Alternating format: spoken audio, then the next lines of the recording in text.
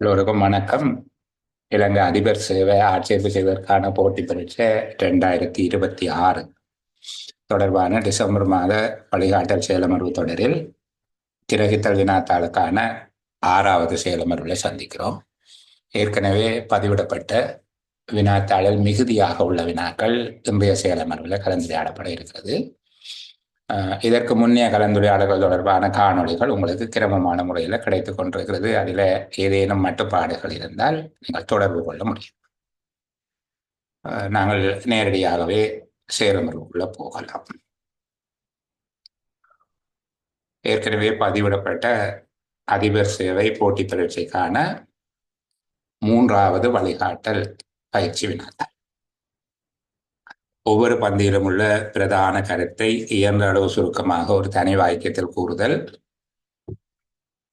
மற்றும் தடித்த அச்சில் உள்ள சொற்றொடர்களின் கருத்தை பந்தியில் உள்ள கருத்துக்களோடு தொடர்புபடுத்தி விளக்குதல் என்கிற 2 வினாக்களை உள்ளடக்கியதாக ஒரு தொகுதியான வினா, ஒரு செட்.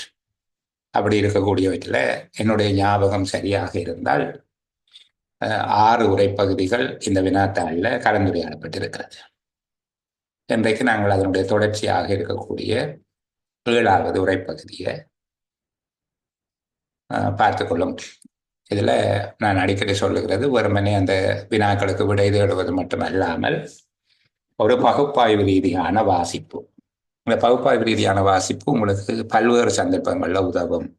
கிரகித்தலுக்காக மட்டுமல்ல, சில வேளைகளில் அந்த விடை ஆய்வு வினாத்தாளை அணுகுவதற்கும் அது வசதியாக இருக்கும். ஒரு தரப்பட்ட விடயத்தை வாசிக்கின்ற போது அதனுடைய பிரதானமான பேசு பொருள், அந்த உரைப்பகுதியை வெளிப்படுத்துகின்ற பிரதானமான செய்திகள், அதன் மைய கருத்து, அந்த கருத்தினை முன்வைப்பதற்கான நோக்கம் போன்ற விடயங்களை நுணுக்கமாக கற்றுக்கொள்வதற்கு அது ஒரு வசதியானதாக இருக்கும் என்கிற அடிப்படையில் இது மட்டுமல்ல, வேறு வினாக்களுக்கு நாங்கள் பதிலளிப்பதற்கும் இதில்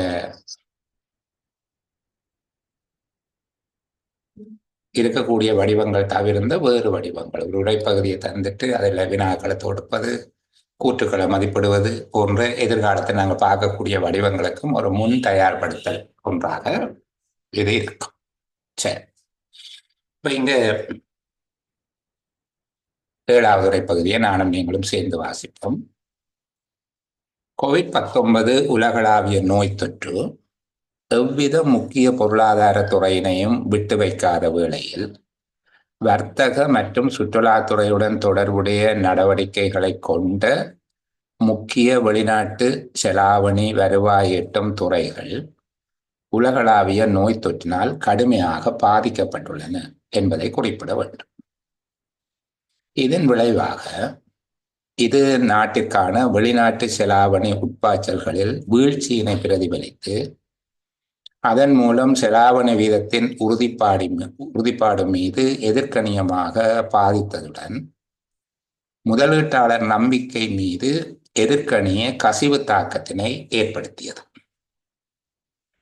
இறைத்துறை தொடர்பில் பொருளாதார நடவடிக்கையின் மெதுவடைவு அதிகரித்து வரும் செலவினத்திற்கு மத்தியில் அரசிறையில் குறைப்பிற்கு பங்களித்து அதன் மூலம் இறைத்துறையின் மீது குறிப்பிடத்தக்க அழுத்தங்களை ஏற்படுத்தியதுடன் மேலதிக கடன்பாடுகளை தேவைப்படுத்தியது. திரும்பவும் வாசிப்போம். COVID-19 உலகளாவிய நோய் தொற்று எவ்வித முக்கிய பொருளாதார துறையினையும் விட்டு வைக்காத வேளையில் வர்த்தக மற்றும் சுற்றுலாத்துறையுடன் தொடர்புடைய நடவடிக்கைகளை கொண்ட முக்கிய வெளிநாட்டு செலாவணி வருவாய் ஈட்டும் துறைகள் உலகளாவிய நோய் தொற்றினால் கடுமையாக பாதிக்கப்பட்டுள்ளன என்பதை குறிப்பிட வேண்டும். இதன் விளைவாக இது நாட்டிற்கான வெளிநாட்டு செலாவணி உட்பாய்ச்சல்களில் வீழ்ச்சியினை பிரதிபலித்து அதன் மூலம் செலாவணி வீதத்தின் உறுதிப்பாடு மீது எதிர்கணியமாக பாதித்ததுடன் முதலீட்டாளர் நம்பிக்கை மீது எதிர்கணிய கசிவு தாக்கத்தினை ஏற்படுத்தியது. இறைத்துறை தொடர்பில் பொருளாதார நடவடிக்கையின் மெதுவடைவு அதிகரித்து வரும் செலவினத்திற்கு மத்தியில் அரசிறையில் குறைப்பிற்கு பங்களித்து அதன் மூலம் திரைத்துறையின் மீது குறிப்பிடத்தக்க அழுத்தங்களை ஏற்படுத்தியதுடன் மேலதிக கடன்பாடுகளை தேவைப்படுத்தியது. சரி, நாங்கள் 2 தடவை வாசிச்சிட்டோம். இங்கு முன்வைக்கப்பட்டிருக்கக்கூடிய உரைப்பகுதி தொடர்பில் நாங்கள் பகுப்பாய்வு ரீதியான சில வினாக்களை பார்ப்போம். அதுக்கு பிறகு சாராம்சத்துக்குள்ள போவோம். பெரும்பாலான உரைப்பகுதிகள் மீது நாங்கள் இருக்கிற ஒரு வினாதான், இந்த உரைப்பகுதியின் நோக்கம் யாது? யார் எனக்கு பதில் சொல்ல போகிறவர்? பார்ப்போமே யாரு தயாரா இருக்கிறாங்க. முகமட் பேசு. உஸ்மான் முகமட்.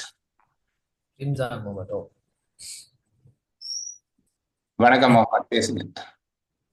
சார், இந்த உரைப்பகுதியில அந்த COVID-19 நாட்டுக்குள்ள ஏற்பட்ட இந்த அந்நிய செலாவணியின் வீழ்ச்சியை பற்றி சொல்லிருக்கு சார். வெளிநாட்டு செலாவணியினுடைய வீழ்ச்சியை பற்றி சொல்லியிருக்கிறாங்க. COVID-19 வெளிநாட்டு செலாவணி துறையின் மீது ஏற்பட்ட தாக்கம் கொஞ்சம் செக் பண்ணுங்க. உங்களோட பதில் முழுமையானதா?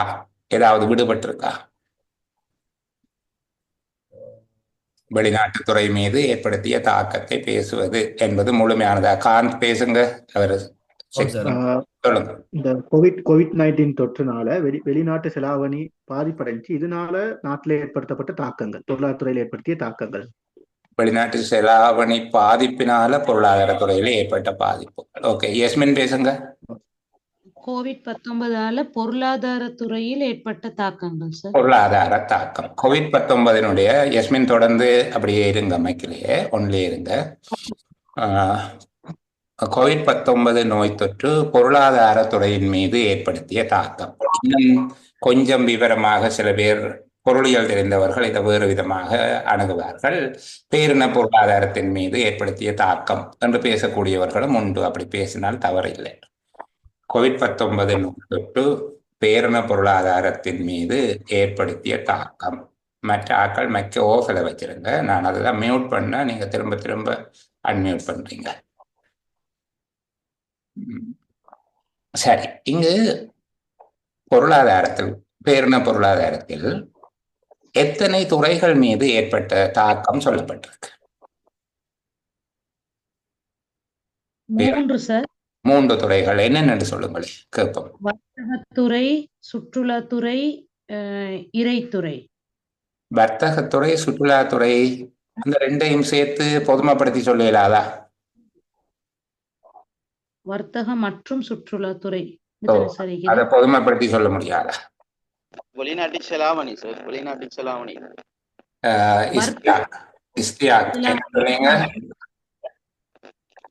திருப்பி சொல்லுங்க.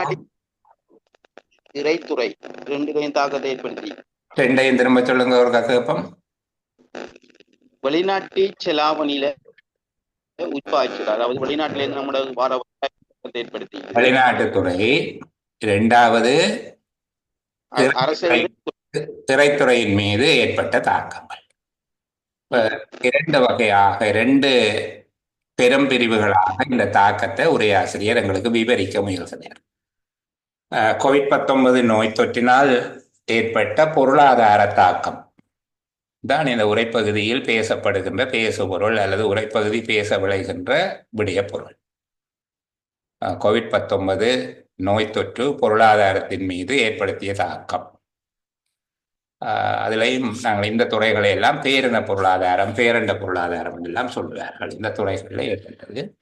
இதில் ஒன்று வெளிநாட்டுத்துறை, இரண்டாவது இறைத்துறை என்கிற 2 துறைகளின் மீது தாக்கத்தை ஏற்படுத்தியது. இன்னும் ஒரு விடயம் மேலதிகமாக சொல்லப்பட்டிருக்கு. இந்த 2 துறைகளிலும் ஏற்பட்ட தாக்கத்தின் ஒரு கசிவு தாக்கமாக, ஒரு பக்க விளைவாக இன்னொரு விடயம் பேசப்பட்டிருக்கு. சொல்ல முடியுமா என்னது சதீஷ்? வெளிநாட்டு செலவாணி வருவாய்த்துறையினர் முதலீட்டாளர் நம்பிக்கை. ஓகே, சரி. இதுல 2-3 பேர் சேம் டைம்ல பேசுறீங்க. நான் மியூட் பண்ணிட்டேன். ஒரு ஆள் வாங்க. முதலீட்டாளர் நம்பிக்கை. இலங்கை நாட்டின் மீது இந்த முதலீட்டாளர்களுடைய அந்த நம்பிக்கை குறைஞ்சிருக்கு. நம்பிக்கை கொண்டிருக்கு. சரி, இப்ப பார்ப்போம். சரியா? சரி, முதலாவது வெளிநாட்டுத்துறை எவ்வாறு பாதிக்கப்பட்டது என்று சொல்லி ஒரு படிமுறை ரீதியான விளக்கம் இருக்கு. யார் எனக்கு அதை சொல்ல போறீங்க? ஒன் பண்ணுங்க, நான் கேட்டதுக்கு பிறகு சொல்லுங்க. வெளிநாட்டுத்துறையின் மீது நிகழ்ந்த தாக்கம் ஒரு படிமுறை ரீதியாக விவரிக்கப்பட்டிருக்குது. அதை யார் எனக்கு சொல்ல போறீங்க? ரிஃபான். ஓகே, சார், ரிஃபான் பேசுங்க. 3 கட்டமா இருக்கு சார். சொல்லுங்க ஐயா, என்னன்னு. உட்பாய்ச்சல் குறைஞ்சிருக்கு, அந்நிய செலவாயினுடைய உட்பாய்ச்சல் குறைஞ்சிருக்கு. அதுக்கப்புறம் செலாவணிகள் மீது எதிர்கணிய பாதிப்பு ஒன்று ஏற்படுத்திருக்கு. அதுக்கப்புறம் முதலீட்டாளர்களோட நம்பிக்கையில இழப்பு ஒன்று ஏற்பட்டிருக்கு. அது செலவாணி வீதத்தின் உறுதிப்பாடு பாதிக்கப்பட்டு அதனுடைய விளைவாக முதலீட்டாளர் நம்பிக்கை பாதிக்கப்பட்டு 2 முண்டா வரும். 2 ஒன்றாவா, ஒன்றை அடுத்து ஒன்றா? ஒன்று இது இந்த நீங்க சொல்ற மாதிரி இந்த காரிய தொடர்பு அந்த அடிப்படையில இருக்குது. அதுக்கு முன்பாக அந்த உட்பாய்ச்சல் பாதிக்கப்பட்டதுக்கு முன்பான நிகழ்வு எதுவும் இருக்கா? உட்பாய்ச்சல் பாதிச்சதால சார் இறக்குமதிக்குரிய இறைச்செலவு ஏற்படுத்தாம. பேர் கொஞ்சம் சொல்லணும். ஐபோன், நான் அப்படி உங்களை கூப்பிடல, அது உங்களுடைய பெயரை சொல்லுங்க. அதுக்கு முன்னுங்க சார் எங்கட சுற்றுலாத்துறை பாதிக்கப்பட்டதாலதான் அது இருக்கு, வர்த்தக மற்றும் சுற்றுலாத்துறை. சரி, கணிசமான அளவுக்கு அந்த உரைப்பகுதியை நீங்க புரிந்து கொண்டிருக்கிறீங்க ரிஃபான். என்னோட சகோதரன் பேசினார், அவருடைய பெயரை கண்டுபிடிக்க முடியல. அவர் ஐபோன் என்கிற பெயர்ல இருந்தார், அப்போ கூப்பிட்ட போயிட்டார். இஸ்தியாக், நீங்க இதை சொல்ல விரும்புறீங்க? என்னன்னு சொன்னா, முதலீட்டாளர்கள் நம்பிக்கை குறைஞ்சதாலதான் இது குறைஞ்சிருக்கு. என்னன்னு சொன்னா, உட்பாய்ச்சல் குறைஞ்சிருக்கு. முதலீட்டாளர்களுடைய நம்பிக்கை குறைஞ்சுதான் உட்பாய்ச்சல் குறைஞ்சது, அப்படியா? உட்பாய்ச்சல் குறைஞ்சதாலதான் அந்த பாதிப்புல எதிர்கணிய விளைவை தாக்கம் ஏற்படுத்துங்க சார். அப்படித்தானே வருமாடு. சரி, நாங்கள் பார்ப்போம். சரி, பார்த்துக் கொள்வோம். எங்களுடைய விடைகளை செவ்வாய் பார்த்துக் கொள்வோம். வெயிட் பண்ணுங்க, கொஞ்சம் பார்ப்போம். அப்ப கவனிங்க, இங்க முதலாவது விடயம் இந்த பகுதியில சொல்லப்படுகிறது. ஒரு தொடர்ச்சி இல்லாமல் ஒரு துண்டாக்கப்பட்ட நிலைமையில் இருக்கிற திரும்ப உலகளாவிய நோய் தொற்றினால் கடுமையாக பாதிக்கப்பட்டுள்ளன என்று திரும்ப இங்க சொல்லுகிறேன். அப்ப அது இந்த பேசப்படுகிற கால பின்னணியை விவரிப்பதற்காக அந்த உரைப்பகுதியில மேல சொல்லப்பட்டிருக்கு.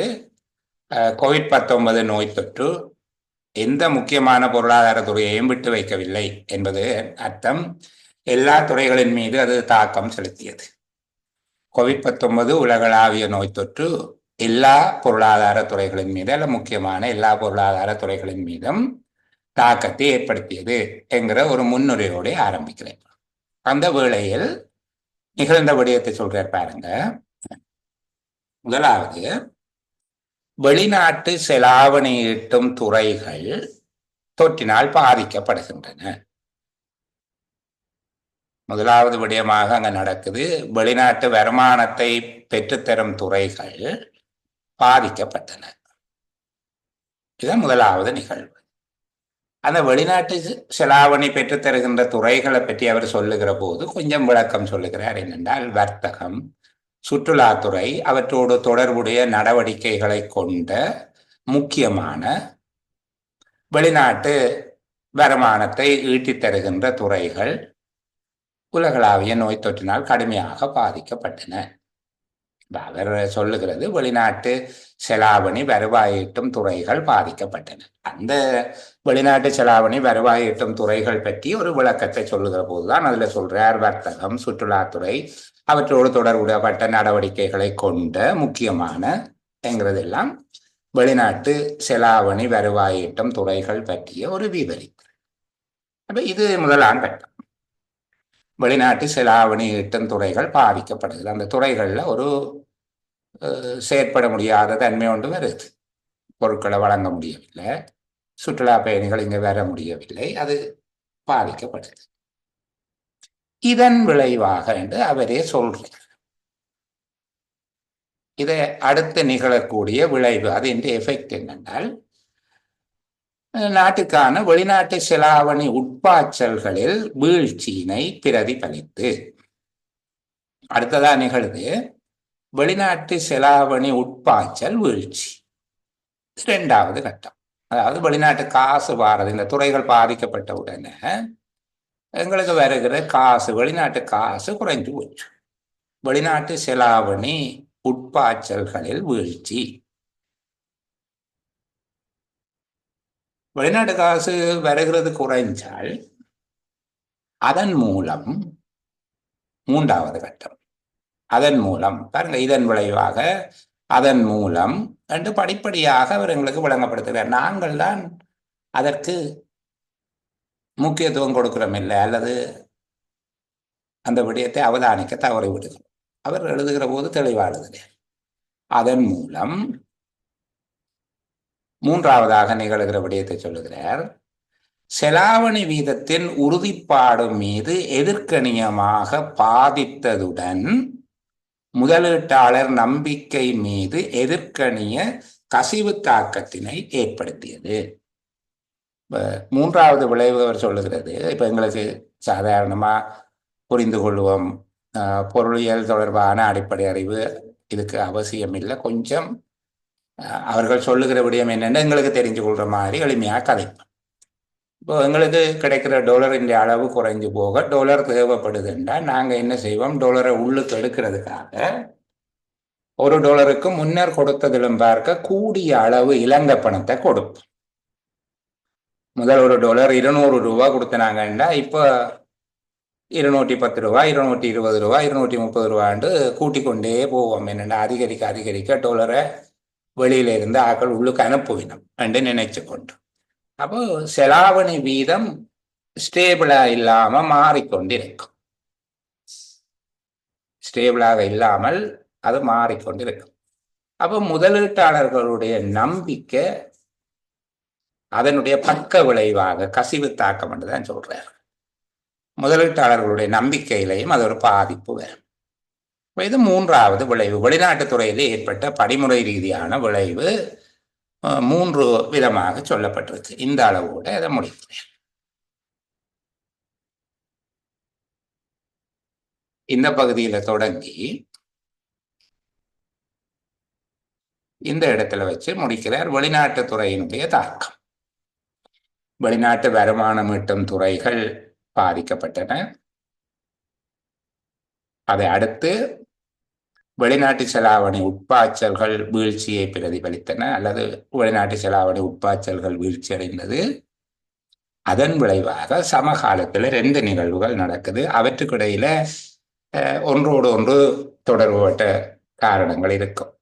ஒன்றை ஒன்று, அது முதலாவது பிரதான காரணம், பிரதானமான விளைவு, காரணம் அல்ல, பிரதானமான விளைவு. 2வது பக்க விளைவு, கசிவு தாக்கம் என்று சொல்றது ஒரு பக்க விளைவு, சைட் எஃபெக்டை தான் நாங்கள் கசிவு தாக்கம் என்று சில அறிக்கைகளில் குறிப்பிடுகிறார்கள். செலாவணி மீது உறுதிப்பாடு மீது எதிர்கணிய பாதிப்பும் முதலீட்டாளர்கள் நம்பிக்கை மீது பாதிப்பும் ஏற்படுது. அடுத்ததான் 2வது துறைக்கு போறேன். எவ்வித முக்கிய பொருளாதார துறையையும் விட்டு வைக்கவில்லை என்று சொல்லிட்டு டக்கண்டு மேல சொன்ன தலைப்பில் 2வதுக்கு போகிறார். இறைத்துறை தொடர்பில். இறைத்துறை என்பது அரசாங்கத்தினுடைய வருமானம், அரசாங்க செலவினம் என்ற விடயங்களை உள்ளடக்கியது. எளிமையாக புரிந்து கொள்வோம் நாங்கள். எனக்கு தெரிந்த அந்த எளிய விளக்கத்தை நான் உங்களுக்கு சொல்லித் தருகிறேன். அவ்வளவுதான். ரொம்ப பொருளாதார ரீதியான கோட்பாட்டு அறிவு எனக்கும் கிடையாது, உங்களுக்கும் அது அவசியம் இல்லை. நீங்கள் மேலதிகமாக ஆர்வம் இருந்தால் படித்துக் கொள்ளலாம், அது வேறு. நாங்கள் இதுக்குள்ள இந்த அளவு தெரிந்து கொண்டால் போதும். இறைத்துறை தொடர்பான தாக்கம் என்பது அரசாங்கத்தினுடைய வருமானங்கள்,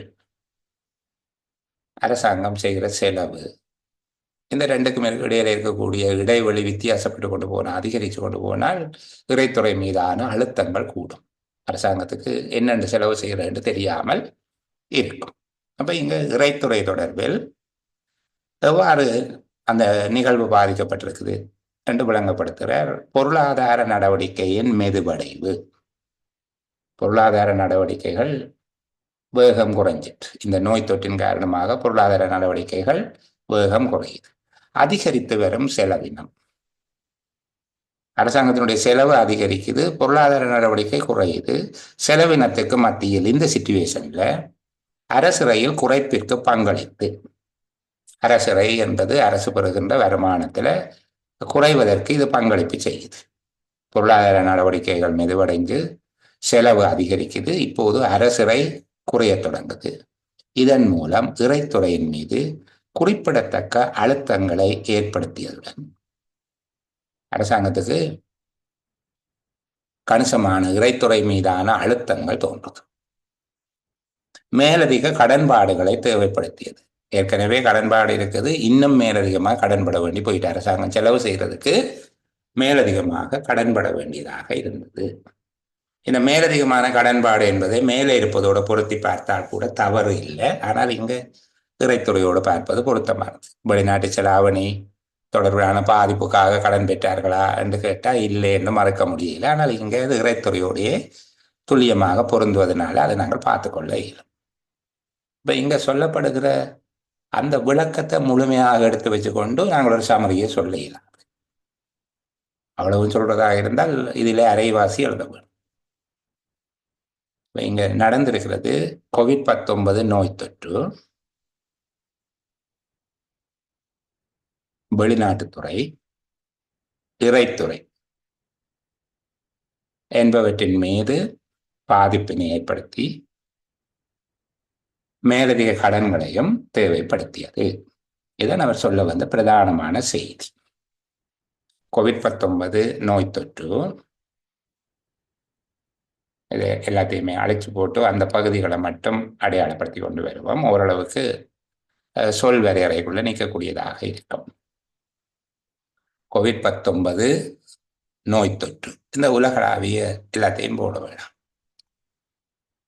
COVID-19 நோய் தொற்று வெளிநாட்டு துறையின் மீதும் இறைத்துறையின் மீதும், வெளிநாட்டு துறையின் மீதும் இறைத்துறையின் மீதும் கடுமையான பாதிப்பினை ஏற்படுத்தியதுடன்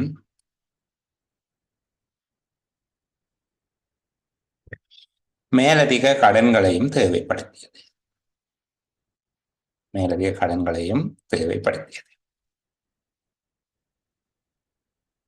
COVID-19 நோய் தொற்று வெளிநாட்டு துறையின் மீதும் இறைத்துறையின் மீதும் கடுமையான பாதிப்பினை ஏற்படுத்தியதுடன் மேலதிக கடன்களையும் மேலதிக கடன்பாடுகளையும் தேவைப்படுத்தியது. இவ்வளவும் எழுதப்பட்டால் முழுமைப்பட்ட ஒரு பதிலை சொல்லக்கூடியதாக இருக்கும். COVID-19 நோய் தொற்று வெளிநாட்டு துறையின் மீதும் இறைத்துறையின் மீதும் கடுமையான பாதிப்பினை ஏற்படுத்தியதுடன் மேலதிக கடன்பாடுகளையும் தேவைப்படுத்தியது. உங்களுடைய விடையோட பொருத்தி பாருங்க. பெரும்பாலானவர்கள் எழுதி கொண்டு வந்திருப்பீங்க என்று நினைக்கிறேன். நான் இந்த 3 வினாத்தாள் வரையில உங்களுடைய விடைகளை பரிசீலிக்கிறத வேண்டாம் என்று நினைத்து தவிர்த்து வந்திருக்கிறேன். தொடர்ந்து வருகிற செயலமர்வுகளில் நாங்கள் எழுதியவர்கள் ஒவ்வொரு நபர்களுடைய பெயர்களை இதில் என்ன பெயரில் இருக்கிறீங்களோ அவர்கள்ட்ட இதற்கு நீங்கள் எழுதிய விடையை சொல்லுங்கள் என்று கேட்டு பரிசீலிக்கிற ஒரு முறைமைக்குள்ள நாங்கள் பிரவேசிப்போம். எழுத குழந்தை பிள்ளை மாதிரி தவழ்ந்து கொண்டிருக்கிறார். இனி மெல்ல மெல்ல எழும்பி நடக்க வேணும், படிப்படியாக வேக நடக்க வேணும், ஓட வேணும். நாங்கள் அடுத்தடுத்த வினாத்தாள்களோடு அந்த கட்டத்துக்கு போயிடுவோம். சரி, இங்கு இறைத்துறையின் மீது குறிப்பிடத்தக்க அழுத்தங்கள் என்பதனுடைய அர்த்தம், இறைத்துறையின் மீது குறிப்பிடத்தக்க அழுத்தம். அந்த பகுதியை வாசித்தால் அதற்கு மட்டும் பொருள் விளக்கம் சொல்லக்கூடாது, பந்தியோடு தொடர்புபடுத்தி எழுத வேண்டும். இப்போ COVID-19 நோய் தொற்றின் காரணமாக அரசாங்க வருமானம் குறைவடைந்து செலவுகள் அதிகரித்ததன் காரணமாக அரசின் நிதி மீது அல்லது அரசாங்கத்தின் நிதி சுமை மேலும் அதிகரித்ததை குறிப்பிடுகிறார். இப்படியாக எழுதினால் அழகாக இருக்கும் அந்த விடை. COVID-19 நோய் தொற்று காரணமாக அரசாங்க வருமானங்கள் குறைவடைந்து செலவினங்கள் அதிகரித்ததன் காரணமாக அரசின் நிதி நிலைமை கடுமையான பாதிப்புக்குள்ளானது இப்படியாக ஒரு முழு வசனமாக எழுத வேண்டும். திரைத்துறையின் மீது குறிப்பிடத்தக்க அழுத்தம் என்றால் அரசாங்கத்தின் வருமானத்துறையின் மீது கணிசமான அளவு அல்லது மிகவும் பாரதூரமான அழுத்தம் என்று அந்த சொற்களுக்கு ஒத்த சொல்ல எழுதக்கூடாது. அந்த பந்தியில எங்களுக்கு என்ன விளக்கம் வருதோ அந்த விளக்கத்தை ஒரு முழுப்பம்படுத்தப்பட்ட வசனமாக எழுதுவது சிறந்தது. அப்படி ஒரு கேள்வி வந்தால் இப்படி எழுதினா வாசிக்கிறவர் திருப்தி அடைவார். நீங்கள் பெரும்பாலானவர்கள் பரீட்சகர்களாக பணியாற்றியவர்கள், உங்களுக்கு தெரியும், ஒரு முழுமைப்படுத்தப்பட்ட விடைய நீங்கள் ஒரு வினாத்தாளில் சந்திக்கிற போது ஒரு வினாத்தாளில் கிடைக்கிற விட உங்களுக்கு சில கற்பிதங்களை கொடுக்கும். அந்த வினாத்தாளுக்கு விடையளித்தவர் ஆணா பெண்ணா, உயரமானவரா உயரம் குறைந்தவரா, கருப்பா வெள்ளையா, எந்த விடயமும் உங்களுக்கு தெரியாது. ஆனால் உங்களை கவர்ந்த ஒரு நல்ல விடை ஒன்றை நீங்கள் அங்கே பார்க்கிற போது, ஒரு மிக தெளிவா ஒரு நேர்த்தியான ஒரு விடையை பார்க்கிற போது உங்களை அறியாமலே அவர்கள் மீது ஒரு விருப்பு ஒன்று தோன்றும். அது புள்ளியிடல கணிசமான அளவுக்கு செல்வாக்கு செலுத்தும். 3 4 புள்ளி வழங்குவதென்ற அல்லாட்டம் பெறுகிற போது நிச்சயமாக 4 புள்ளிகளாக அது மாறிவிடும். சில இடத்துல 4 கொடுப்போமா 3 கொடுப்போமா என்று யோசிக்கிற போது அந்த பிள்ளை கட்டிக்கார பிள்ளை எழுதி இருக்குதானே என்கிற ஒரு ஸ்டிமுலேஷன், ஒரு தூண்டுதல் ஒன்று உங்களுக்கு வரும். அதுபோல உங்களுடைய வினாத்தாள பரீட்சிப்பவரையும் நீங்கள் சரியான முறையில் கவர்ந்து கொள்ள வேண்டுமாக இருந்தால் இந்த ஒரு முழுமைப்படுத்தப்பட்ட நேர்த்தியான விடை ஒன்றை வழங்குவதன் மூலம் அதுக்கு பின்னுக்கு வரக்கூடிய விடைகளில் சில நேரம் சறுக்கல்கள் வந்தால் கூட அவர் உங்களுடைய அட்வொகேட்டா மாறிடுவார். பிள்ளைய தெரிஞ்சிருக்கும், இந்த இடத்துல என்னமோ அதை கொஞ்சம் சறுக்க விட்டுடுது என்றது போல ஒரு தோற்றம் கொண்டு இருக்கும். சரியா? அடுத்த உரை பகுதிக்குள்ள போவோமா? இதுக்குள்ள ஏதாவது கேள்வி இருக்கா? தடித்த இடத்தை கொஞ்சம் ரிப்பீட் பண்ணுங்க சார். அந்த விடையை கொஞ்சம் நான் இனி சொன்னா வேற மாதிரி சொல்லுவேன் ரிம்சன், நீங்க திருப்பி ஒருக்கா வீடியோவை பார்த்துக்கொள்ளுங்க. ஏனென்றால் அது சில வேளைகளில் மற்றவர்களுக்கு குழப்பத்தை ஏற்படுத்தும். ஒரு தடவை ஒரு ஃப்ளோவில் சொல்லிடுவோம், 2வது தடவை சொல்லுகிற போது அது வேறு ஒரு விதமாக அமைகிற போது அவர்கள் குழப்பம் அடைவார்கள். நான் உங்களுக்கு வீடியோ கொடுக்குறேன் தானே, அந்த இடத்துல திருப்பி ஒருக்கா பார்த்துக்கொள்ளுங்க. சாதாரணமாக இப்படித்தான் சொன்னாங்க. ஏன்னா இங்கே COVID-19 நோய் தொற்றினால அரசாங்கத்தினுடைய வருமானங்கள் குறைந்து செலவுகள் அதிகரிப்பதன் காரணமாக நிதியியல் ரீதியாக அரசுக்கு ஏற்படக்கூடிய பாதிப்புகளை குறிப்பிடுகிறது என்ற பொருள்பட பேசினார். சொற்கள் மாறியிருக்கலாம். உங்களோட கேள்விக்கு விட கிடைச்சதா ரிம்சன்? ஓம் சார். ஓமா. Okay, thank you. சரி, அடுத்த கேள்வி. ஓம்.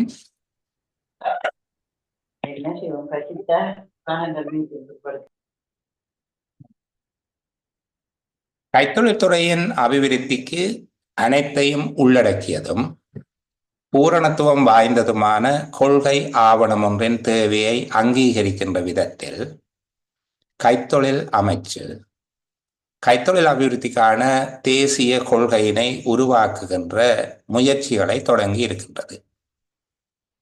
இவ் ஆவணமானது அரச மற்றும் தனியார் கைத்தொழில்களுக்கான வழிகாட்டல் கட்டமைப்பொன்றாக பணியாற்றும் என எதிர்பார்க்கப்படுகின்ற அதே வேளையில் கைத்தொழில் அபிவிருத்தி செய்முறைகள் அரசாங்கத்தின் தேசிய கொள்கை கட்டமைப்புடன் இசைவுபடுத்தப்பட்டுள்ளமையினை உறுதிப்படுத்துவதுடன் நீடித்து நிலைத்திருக்கும் அபிவிருத்தி இலக்குகள் தொடர்பிலும் உரிய கவனத்தினை செலுத்தி இருக்கிறது. திரும்பவும் ஒரு தடவை வாசிப்போம். கைத்தொழில் துறையின் அபிவிருத்திக்கு அனைத்தையும் உள்ளடக்கியதும் பூரணத்துவம் வாய்ந்ததுமான கொள்கை ஆவணம் ஒன்றின் தேவையை அங்கீகரிக்கின்ற விதத்தில் கைத்தொழில் அமைச்சு கைத்தொழில் அபிவிருத்திக்கான தேசிய கொள்கையினை உருவாக்குகின்ற முயற்சிகளை தொடங்கி இருக்கின்றது. இவ் ஆவணமானது அரச மற்றும் தனியார் கைத்தொழில்களுக்கான வழிகாட்டல் கட்டமைப்பொன்றாக பணியாற்றும் என எதிர்பார்க்கப்படுகின்ற அதே வேளையில் கைத்தொழில் அபிவிருத்தி செய்முறைகள் அரசாங்கத்தின் தேசிய கொள்கை கட்டமைப்புடன் இசைவுபடுத்தப்பட்டுள்ளமையினை உறுதிப்படுத்துவதுடன் நீடித்து நிலைத்திருக்கும் அபிவிருத்தி இலக்குகள் தொடர்பிலும் உரிய கவனத்தினை செலுத்தி இருக்கிறது. இன்னொரு தடவை வாசிக்க வேண்டாம் என்று நினைக்கிறேன். உங்களுக்கு விளங்கி இருக்கு. சரி, இங்க கேள்வி, கைத்தொழில் அபிவிருத்திக்கான தேசிய கொள்கை, இதை பற்றித்தான் நீங்க பேசுகிறோம். அது எல்லாருக்குமே விளங்கி இருக்கும் என்கிறதால அது ஒரு கேள்வியாக்கி நான் உங்களை தொடர்ந்து அப்படி சிறுவர்களாகவே நான் உணர இல்லை என்கிறதால அதை கேட்கல. இங்கே பேசப்படுவது எதை பற்றி என்றெல்லாம் கேள்வி கேட்டு நீங்கள் கைத்தொழில் அபிவிருத்திக்கான தேசிய கொள்கையை பற்றி பேசுகிறோம் என்று சொல்லி அதெல்லாம் வேணும். என்ன எல்லாருக்குமே அது தெரியும். கைத்தொழில் அபிவிருத்திக்கான தேசிய கொள்கை தொடர்பாக பேசுவது இந்த உரைப்பகுதியினுடைய நோக்கம், அல்லது கைத்தொழில் அபிவிருத்திக்கான தேசிய கொள்கையினை அறிமுகம் செய்வது உரையாசிரியருடைய நோக்கம் என்பதாக நாங்கள் வைத்துக் கொள்கிறோம். கைத்தொழில் அபிவிருத்திக்கான தேசிய கொள்கை தொடர்பில் எத்தனை விடயங்களை உரையாசிரியர் எங்களுக்கு அறிமுகம் செய்வதற்கு முயல்கிறேன். கைத்தொழில் அபிவிருத்திக்கான தேசிய கொள்கை தொடர்பில் எத்தனை விடயங்களை உரையாசிரியர் எங்களுக்கு அறிமுகப்படுத்துகிறார்? யார் பதில் சொல்ல போறீங்க? ஃபாத்திமா. 3 விஷயங்கள். Fatima, thank you, great answer. ஆனால் அந்த 3ம் சரியா அடையாளப்படுத்தி இருக்கிறீங்களா என்கிறத நான் கண்டுபிடிக்க விரும்புகிறேன். பேசுங்களேன், என்னென்ன? இதுல முதலாவது அரசு மற்றும் தனியார் கைத்தொழில்களுக்கான வழிகாட்டல் கட்டமைப்பு வழங்குறது.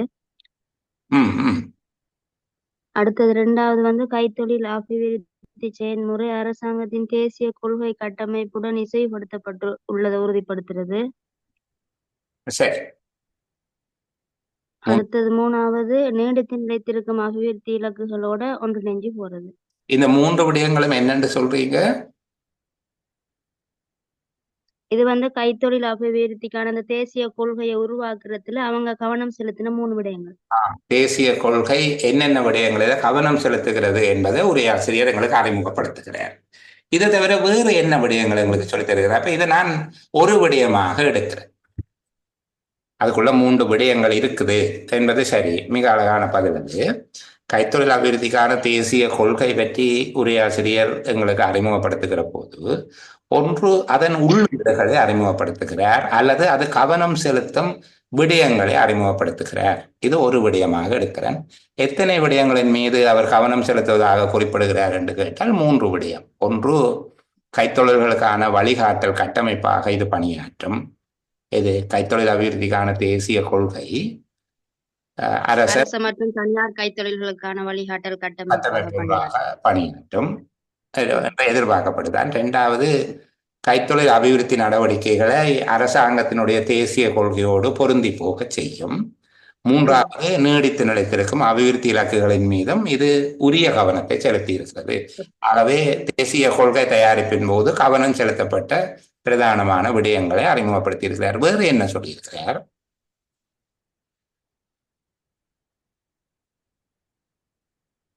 இந்த கொள்கையினை யார் தயாரிக்கிறார்கள் என்பதை பற்றியும் சொல்லியிருக்கிறார். கைத்தொழில் அமைச்சு. 3வது, இந்த ஆவணத்துக்கான தேவை ஏன் எழுந்தது என்பதை பற்றிய ஒரு விவரமும் இருந்திருக்குது. பாருங்க, கைத்தொழில் அபிவிருத்திக்கான தேசிய கொள்கை ஒன்றின் தேவைப்பாடு என்ன? இதுக்கு என்ன தேவை? என்ன தேவை? கைத்தொழில் துறை அபிவிருத்தி அடையாம இருக்கிறதால அதுல உள்ள குறைபாடுகளை கண்டறிஞ்சு அதனை பூர்த்தி செய்யும் வகையில ஒரு தேசிய கொள்கையை உருவாக்குறதுக்கு கைத்தொழில் அமைச்சு என்றாங்க. அப்ப இதுக்கான தேவை எப்படி எழுந்திருக்கிறது என்றால், முதல்ல ஒரு ஆவணத்துக்கான தேவை எழுகிறது. அதாவது கைத்தொழில் துறையின் அபிவிருத்திக்கு வேண்டிய அனைத்தையும் உள்ளடக்கிய முழுமையான கொள்கை ஆவணம் ஒன்று தேவைப்படுகிறது. அந்த தேவையை உணர்ந்து அல்லது அந்த விடயத்தை அங்கீகரித்து கைத்தொழில் அமைச்சு கைத்தொழில் அபிவிருத்திக்கான தேசிய கொள்கையினை உருவாக்கும் முயற்சியை தொடங்கி இருக்குது. அது கவனம் செலுத்துகிற துறைகள் 3 சொல்லப்பட்டிருக்குது. இந்த விதமாக இந்த பகுதியை நாங்கள் புரிந்து கொள்ளலாம். இது வசதியாக இருக்கும். முதலாவது என்ன சொல்லியிருக்கிறோம்? கைத்தொழில் முதலாவது தேசிய கொள்கை ஒன்றுக்கான தேவை எவ்வாறு எழுகிறது? கைத்தொழில்துறை அபிவிருத்திக்கு அனைத்தையும் உள்ளடக்கிய முழுமையான பூரணத்துவம் வாய்ந்த என்பது முழுமையானது தானே. அனைத்தையும் உள்ளடக்கி முழுமையான ரெண்டையும் செய்து தேசிய கொள்கை ஒன்றினை உருவாக்குவதற்கான அவசியம் ஒன்றை உணர்ந்து கைத்தொழில் அமைச்சு கைத்தொழில் அபிவிருத்திக்கான தேசிய கொள்கையை உருவாக்கும் முயற்சிகளை தொடங்கி இருக்கிறது. இது என்னென்ன கருமங்களை செய்ய போகுது? ஒன்று, கைத்தொழில்களுக்கு வழிகாட்டுகிறது. இரண்டாவது, கைத்தொழில்கள் அரச கொள்கையோடு தேசிய கொள்கை கட்டமைப்போடு பொருந்தி போகிற விதமாக வழிநடத்த போகுது. மூன்றாவது, நீடித்து நிலைத்திருக்கும் அபிவிருத்தி இலக்குகளை அடைவதிலும் கவனம் செலுத்துகிறது. 3 விடயங்களை உள்ளீடாக கொண்டிருக்கு. சரி, இவ்வளவு தூரம் உரைப்பகுதி எங்களுக்கு புரிந்தது, தெளிவா புரிஞ்சிட்டு. ஏன் இதை உருவாக்குவதற்கான முயற்சி எடுக்கப்பட்டது? அவ்வாறான ஒரு ஆவணத்துக்கான தேவை ஒன்று எழுந்ததன் காரணமாக கைத்தொழில் அமைச்சு அந்த விடயத்தை கையில் எடுத்து இப்போ அந்த உருவாக்குற முயற்சியை செய்திருக்குது. இந்த ஆவணம் 3 விடயங்களின் மீது பிரதானமான கவனம் செலுத்தி இருக்கிறது. வேறு விடயங்களும் இருக்கலாம், இவற்றின் மீது தன்னுடைய கவனத்தை செலுத்தி இருக்கிறது என்பதாக சொல்லியிருக்கிறேன். சரி, இப்போ நான் திருப்பி கேட்கிறேன், உரையாசிரியருடைய நோக்கம் என்ன?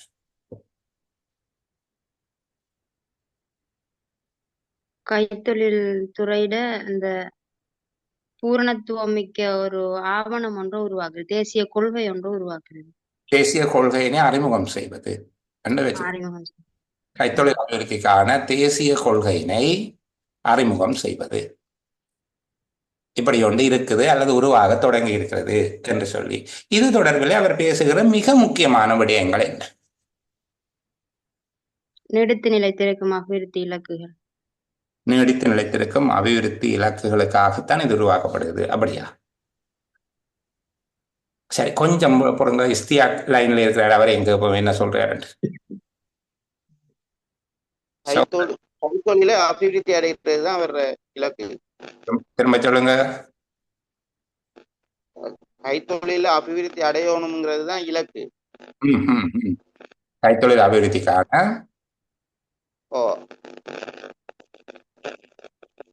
என்னென்ன விடயங்கள் உள்ளடக்கி இருக்குது? அந்த கைத்தொழில் அபிவிருத்தி செய்யணும், ஒரு கொள்கை ஒன்றை தயாரிக்கணும். அந்த கொள்கையை தயாரிக்கிறதுக்கு 3 விடயத்தை கவனத்தில் கொள்ளணும். இந்த விஷயத்தை தான் சொல்றாரு. அவ்வளத்தையும் சேர்த்து அப்படியே ஒரு சமரியா சொல்லுங்க. சொன்னா பரவாயில்லை.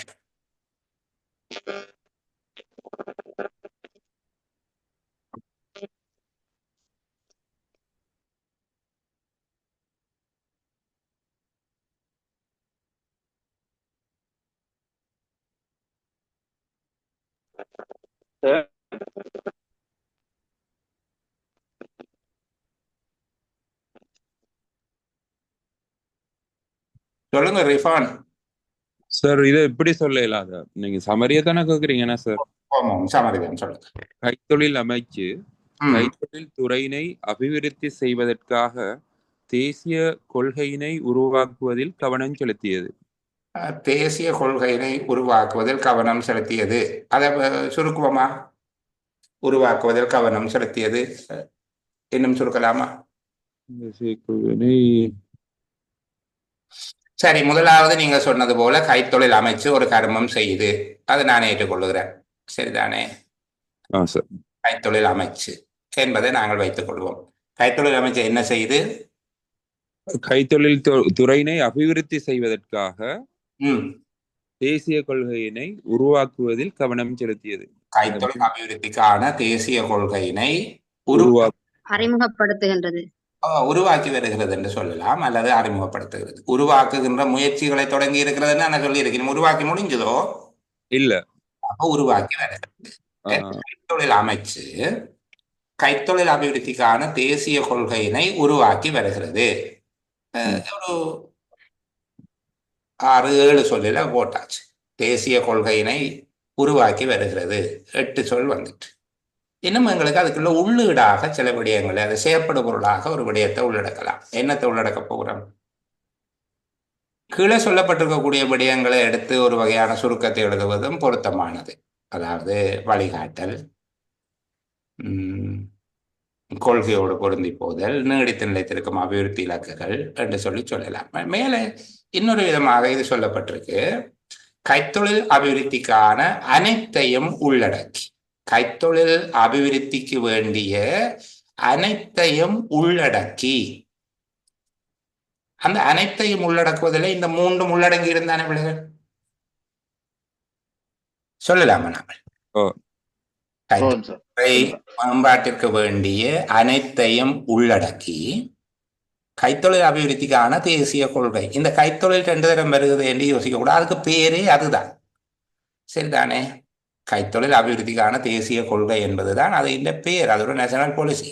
அப்போ சில பேர் இதுக்கு பதற்றம் அடைபவர்கள் உண்டு. சில பேர் சொல்றாங்க, நீங்க ஒரே சொல்ல திரும்ப திரும்ப பயன்படுத்தக்கூடாது என்று எங்களுக்கு ஒரு சேர் சொல்லி தந்தவர் என்று நானும் சொல்லணும். நானும் அப்படித்தான் சொல்லி தருகிறேன். ஆனால் அது ஏன் சொல்லி தரப்பட்டது என்றால், அந்த சின்ன பிள்ளைகள் எழுதுகிற மாதிரியாக பசு சாதுவான பிராணி, பசுவுக்கு 4 கால் உண்டு, பசுவுக்கு ஒரு வால் உண்டு, பசு பால் தரும் என்று திருப்பி திருப்பி பசு பசு என்று சொல்லக்கூடாது. பசு சாதுவான பிராணி, அது புல்மேயும் பால் தரும் என்று எழுத வேண்டும். மற்றபடி திருப்பி எந்த காரணம் ஒன்றும் பசுவே சொல்லிக் கூடக்கூடாது என்பது அர்த்தம் அல்ல. சரிதான். அப்ப இங்க கைத்தொழில் தவிர்க்க முடியாதது. 2 தடவைகள் அல்லது 3 தடவை அந்த சொல் வருது. கைத்தொழில் அமைச்சு, இந்த இடத்துல அமைச்சு என்று சொல்லுகிறாரு தானே. கைத்தொழில் அமைச்சு கைத்தொழில் துறை அபிவிருத்திக்கான அனைத்தையும் உள்ளடக்கி, அல்ல கைத்தொழில் துறை அபிவிருத்திக்கு வேண்டிய அனைத்தையும் உள்ளடக்கி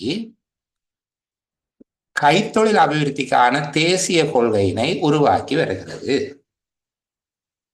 என்பதாக இந்த சுருக்கம் அமைகிறது. கைத்தொழில் அமைச்சு அத்துறையின் அபிவிருத்திக்கு அவசியமான அல்லது கைத்தொழில் துறையின் அபிவிருத்திக்கு அவசியமான அனைத்தையும் உள்ளடக்கி கைத்தொழில் அபிவிருத்திக்கான தேசிய கொள்கையினை உருவாக்குகிறது என்பதாக எழுதிக் கொள்வது பொருத்தமாக இருக்கும்.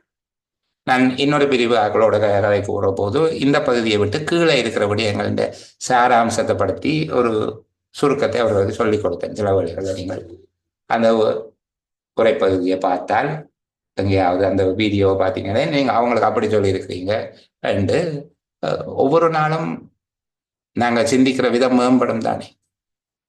இது அதை விட திருத்தமானதாக இருக்கும் என்பதனால நாங்கள் அப்படி சொல்றோம்.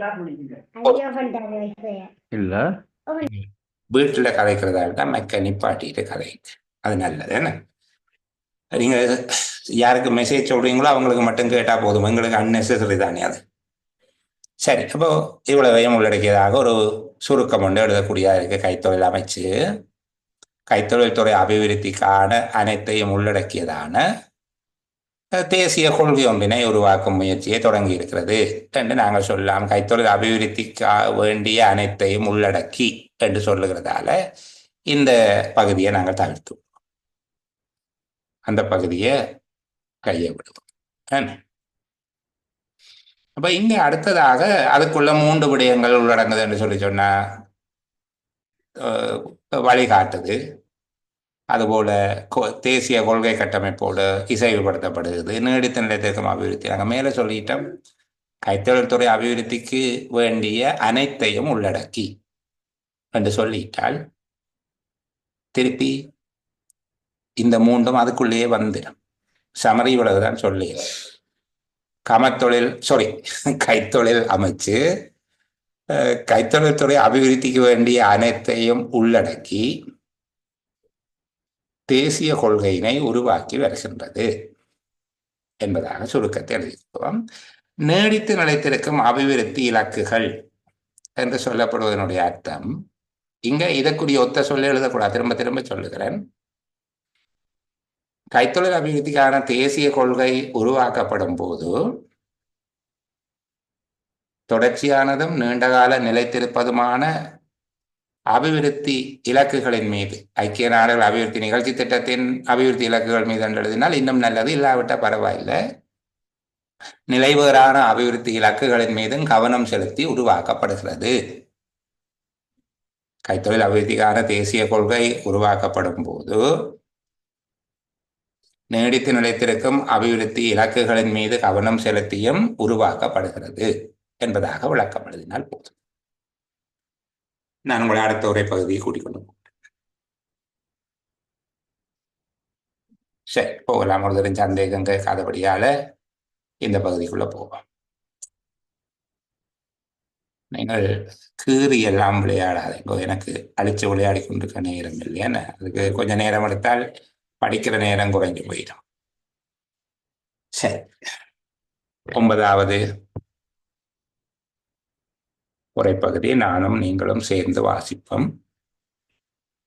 அரசாங்கத்தின் தேசிய கொள்கை கட்டமைப்பான பிரகாசமான சுபீட்சத்துக்கான நோக்கு கட்டமைப்புடன் இசைந்து செல்லும் விதத்தில் 2021 மேயில் ரசாயன வளமாக்கிகள் மற்றும் ஏனைய வேளாண் ரசாயனங்களின் இறக்குமதி மீது தடை விதிக்கப்பட்ட வேளையில் சேதன வேளாண்மைகளை நோக்கி பொருளாதாரத்தினை திருப்பும் நோக்குடன் உள்நாட்டு சேதன வளமாக்கி உற்பத்தி ஊக்குவிக்கப்பட்டது. இதற்கமைய சேதன வளமாக்கியை பயன்படுத்தி அவர்களது சொந்த நெற்செய்கையினை மேற்கொள்கின்ற வேளாண்மையாளர்களுக்கு 2021-22 பெரும்போகத்திலிருந்து உயர்ந்தபட்சமாக 2 ஹெக்டேயர்களுக்கு ஹெக்டேயர் ஒன்றுக்கு ரூபாய் 12,500 கொண்ட ஊக்குவிப்பு ஒன்று வழங்கப்படும் என்று தீர்மானிக்கப்பட்டது. திருப்பி இந்த பகுதியை பார்ப்போம். அரசாங்கத்தின் தேசிய கொள்கை கட்டமைப்பான பிரகாசமான சுபீட்சத்துக்கான நோக்கு கட்டமைப்புடன் இசைந்து செல்லும் விதத்தில் 2021 மேயில் ரசாயன வளமாக்கிகள் மற்றும் ஏனைய வேளாண் ரசாயனங்களின் இறக்குமதி மீது தடை விதிக்கப்பட்ட வேளையில் சேதன வேளாண்மையினை நோக்கி பொருளாதாரத்தினை திருப்பும் நோக்குடன் உள்நாட்டு சேதன வளமாக்கி உற்பத்தி ஊக்குவிக்கப்பட்டது. இதற்கமைய சேதன வளமாக்கியை பயன்படுத்தி அவர்களது சொந்த நெற்செய்கையினை மேற்கொள்கின்ற வேளாண்மையாளர்களுக்கு 2021-22 பெரும்போகத்திலிருந்து உயர்ந்தபட்சமாக 2 ஹெக்டேயர்களுக்கு ஹெக்டேயர் ஒன்றுக்கு ரூபாய் 12,500 கொண்ட ஊக்குவிப்பு ஒன்று வழங்கப்படும் என்று தீர்மானிக்கப்பட்டது. சரி, கொஞ்சம் இதை பற்றி கதைச்சிட்டு பிரதான பகுதிகளுக்குள்ள போவோம். சேதன வளமாக்கி பயன்பாட்டை ஊக்குவிக்கும் நோக்கில அல்லது சேதன வேளாண்மையினை ஊக்குவிக்கும் நோக்கில் மேற்கொள்ளப்பட்ட எத்தனை கருமங்கள் இங்க சொல்லப்பட்டிருக்கு. சேதன வேளாண்மையினை ஊக்குவிக்கும் நோக்கில் மேற்கொள்ளப்பட்ட எத்தனை கருமங்கள் உரையாசிரியர் பேசுகிறார். ரிஃபான் சொல்லுங்க. 2 விஷயம் சார். சொல்லுங்க ஐயா, என்னென்ன? ஒன்று ரசாயன இது பசலைகளை இறக்குமதி தடை செஞ்சாங்க. இன்னொன்று ஊக்குவிப்பு கொடுப்பனவு செஞ்சாங்க சேதன பசலையில வச்சு செய்கிறார்களுக்கு. ஊக்குவிப்பு கொடுப்பனவு சேதன பசலை பயன்படுத்தி பயிர் செய்பவர்களுக்கு ஊக்குவிப்பு வழங்கியிருக்காங்க. ஏற்றுக்கொள்ளலாம். 2ம் தவறான விடை அல்ல. வேறு ஏதேனும் இருக்கிறதா என்று தேடி பார்ப்போம். வேறு யாராவது யூட் கதைங்க. உள்நாட்டு அந்த சேதன உற்பத்தி செய்கிறார்களுக்கு சொல்லுங்க. அம்ஜத் கதைங்க. இல்ல சார், சரி சொல்லிட்டாரு. யூட் கதைங்க.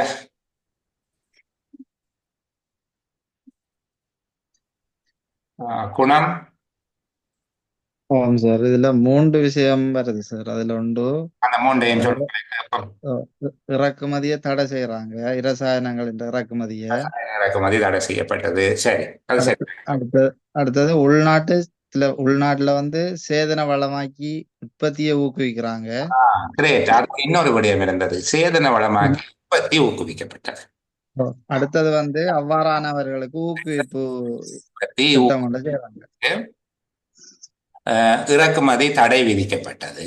இறக்குமதி மீது தடை, உள்நாட்டு சேதன வளமாக்கி உற்பத்தி ஊக்குவிப்பு. மூன்றாவது அந்த அவங்களுக்கான ஊக்குவிப்பு தொகையை கொடுக்குறாங்க. சேதன வளமாக்கியை பயன்படுத்தி நெற்செய்கை மேற்கொள்ளுகின்ற வேளாண்மையாளர்களுக்கு ஊக்குவிப்பு வழங்கப்படும் என்று தீர்மானிக்கப்பட்டது. ஆமாம் சார். சேதன வளமாக்கியை பயன்படுத்தி நெற்செய்கை மேற்கொள்ளும் வேளாண்மையாளர்களுக்கு அது விளக்கமா ஒரு ஹெக்டேருக்கு அது இல்லாம வேணாம், சுருக்கம் என்ன வளமாக்கியை பயன்படுத்தி நெற்செய்கை மேற்கொள்கிற வேளாண்மையாளர்களுக்கு ஊக்குவிப்பு வழங்க தீர்மானிக்கப்பட்டது. 3 கர்மங்களுக்கூடாக சேதன வேளாண்மையை நோக்கி பொருளாதாரத்தை திசை திருப்புற நடவடிக்கை இருக்கு. சரி, இப்போ குணம் தொடர்ந்து பேசுங்க.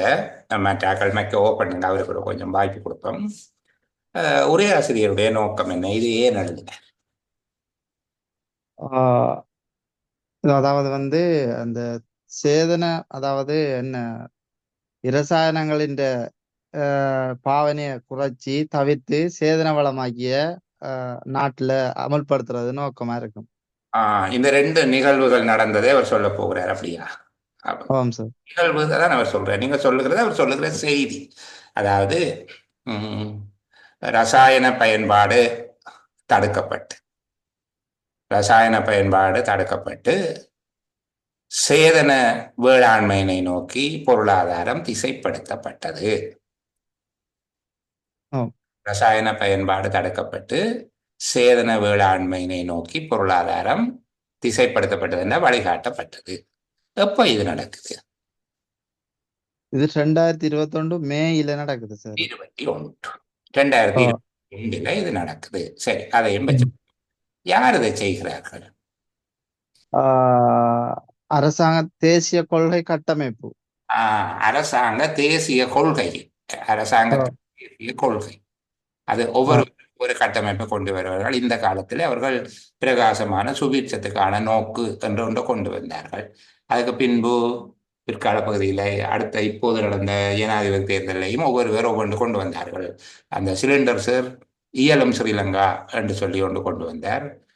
மற்றது வளமான தேசம், செழிப்பான நாடோ என்னமோ சரியான ஞாபகத்தில் இல்லை. இப்போது இருக்கிற கொள்கை கட்டமைப்பது உண்மையை சரியா தெரிஞ்சிருக்க வேணும் எங்களுக்கு. எனக்கு உடனே அந்த வார்த்தைகள் ஞாபகம் இல்லை. இப்போ ஒவ்வொரு கொள்கை கட்டமைப்பை உருவாக்குறோம். அந்த காலத்துல 2021 அரசாங்க தேசிய கொள்கைக்கு அமைவாக திருப்பி இதெல்லாம் சொல்லணும். பிரகாசமான சுபிட்சத்துக்கான நோக்கு கட்டமைப்புடன் இசைந்து செல்லும் விதத்தில் அந்த தேசிய கொள்கை கட்டமைப்புக்கான பெயரும் விளக்கம் தான் திருப்பி சொல்லியிருக்கிறாங்க. அப்ப அரசாங்க தேசிய கொள்கைக்கு அமைவாக இந்த இசைந்து செல்லும் விதத்தில் என்கிறத நான் ஒற்ற வார்த்தையில போடுகிறேன். அமைவாக 2021 அரசாங்க தேசிய கொள்கைக்கு அமைவாக ரசாயன பயன்பாடு தடுக்கப்பட்டு சேதன வேளாண்மை நோக்கி பொருளாதாரம் திசைப்படுத்தப்பட்டது அல்லது வழிப்படுத்தப்பட்டது. சேதன வேளாண்மை நோக்கி பொருளாதாரம் வழிநடத்தப்பட்டது என்று சொல்றேன். 2021 அரச கொள்கைக்கு அமைவாக ரசாயனங்கள் தடுக்கப்பட்டு சேதன வேளாண்மை நோக்கி பொருளாதாரம் வழிநடத்தப்பட்டது. இது சாராம்சம். நான் கேட்டது குணம், இந்த உரைப்பகுதி எழுதியவருடைய நோக்கம் என்ன என்று கேட்டேன். சாராம்சம் சரி, நீங்க அழகா சொன்னீங்க. நான் அதை போலீஸ் பண்ணியிருக்கிறேன், கொஞ்சம் சீரமைச்சிருக்கேன், மினுக்கி தந்திருக்கு. அது சரி. நோக்கம் என்ன?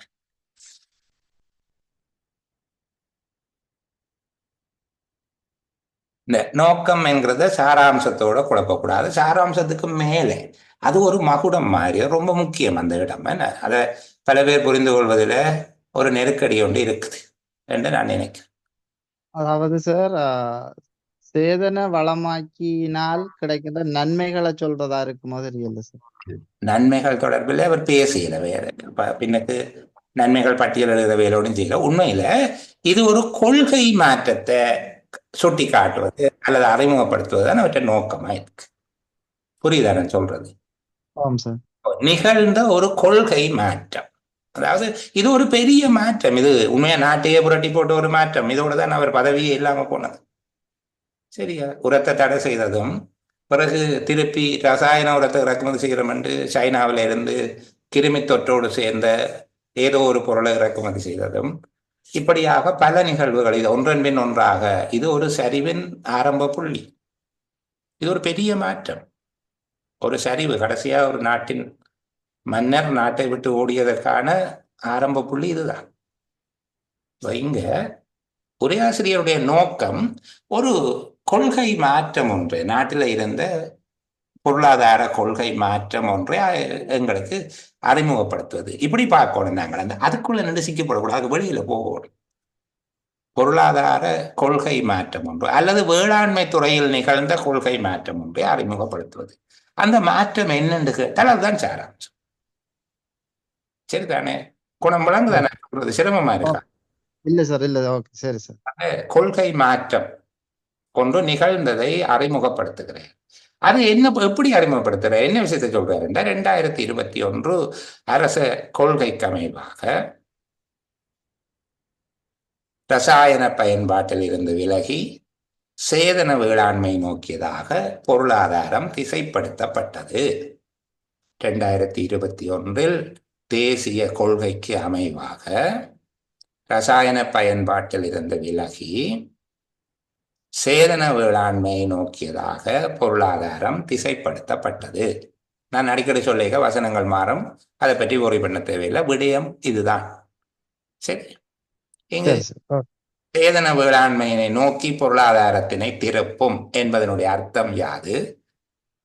அதுக்குரிய விளக்கத்தை எழுத போறேன். இந்த அடிச்ச இடத்துல கடந்த காலங்களில் பயன்படுத்தப்பட்ட ரசாயன உரங்கள், மருந்துகளின் பயன்பாட்டிற்கு பதிலாக அவை அல்லாத சேதன வளமாக்கிகளை பயன்படுத்துகின்ற முறைமையை நோக்கி நடவடிக்கை மேற்கொள்ளப்பட்டது என்பதாக அந்த விளக்கத்தை எழுதினா போதும். சரி, நாங்கள் ஒரு சிறிய ஓய்வு ஒன்று எடுத்துக்கொண்டு தொடர்ச்சியாக பேசலாம்.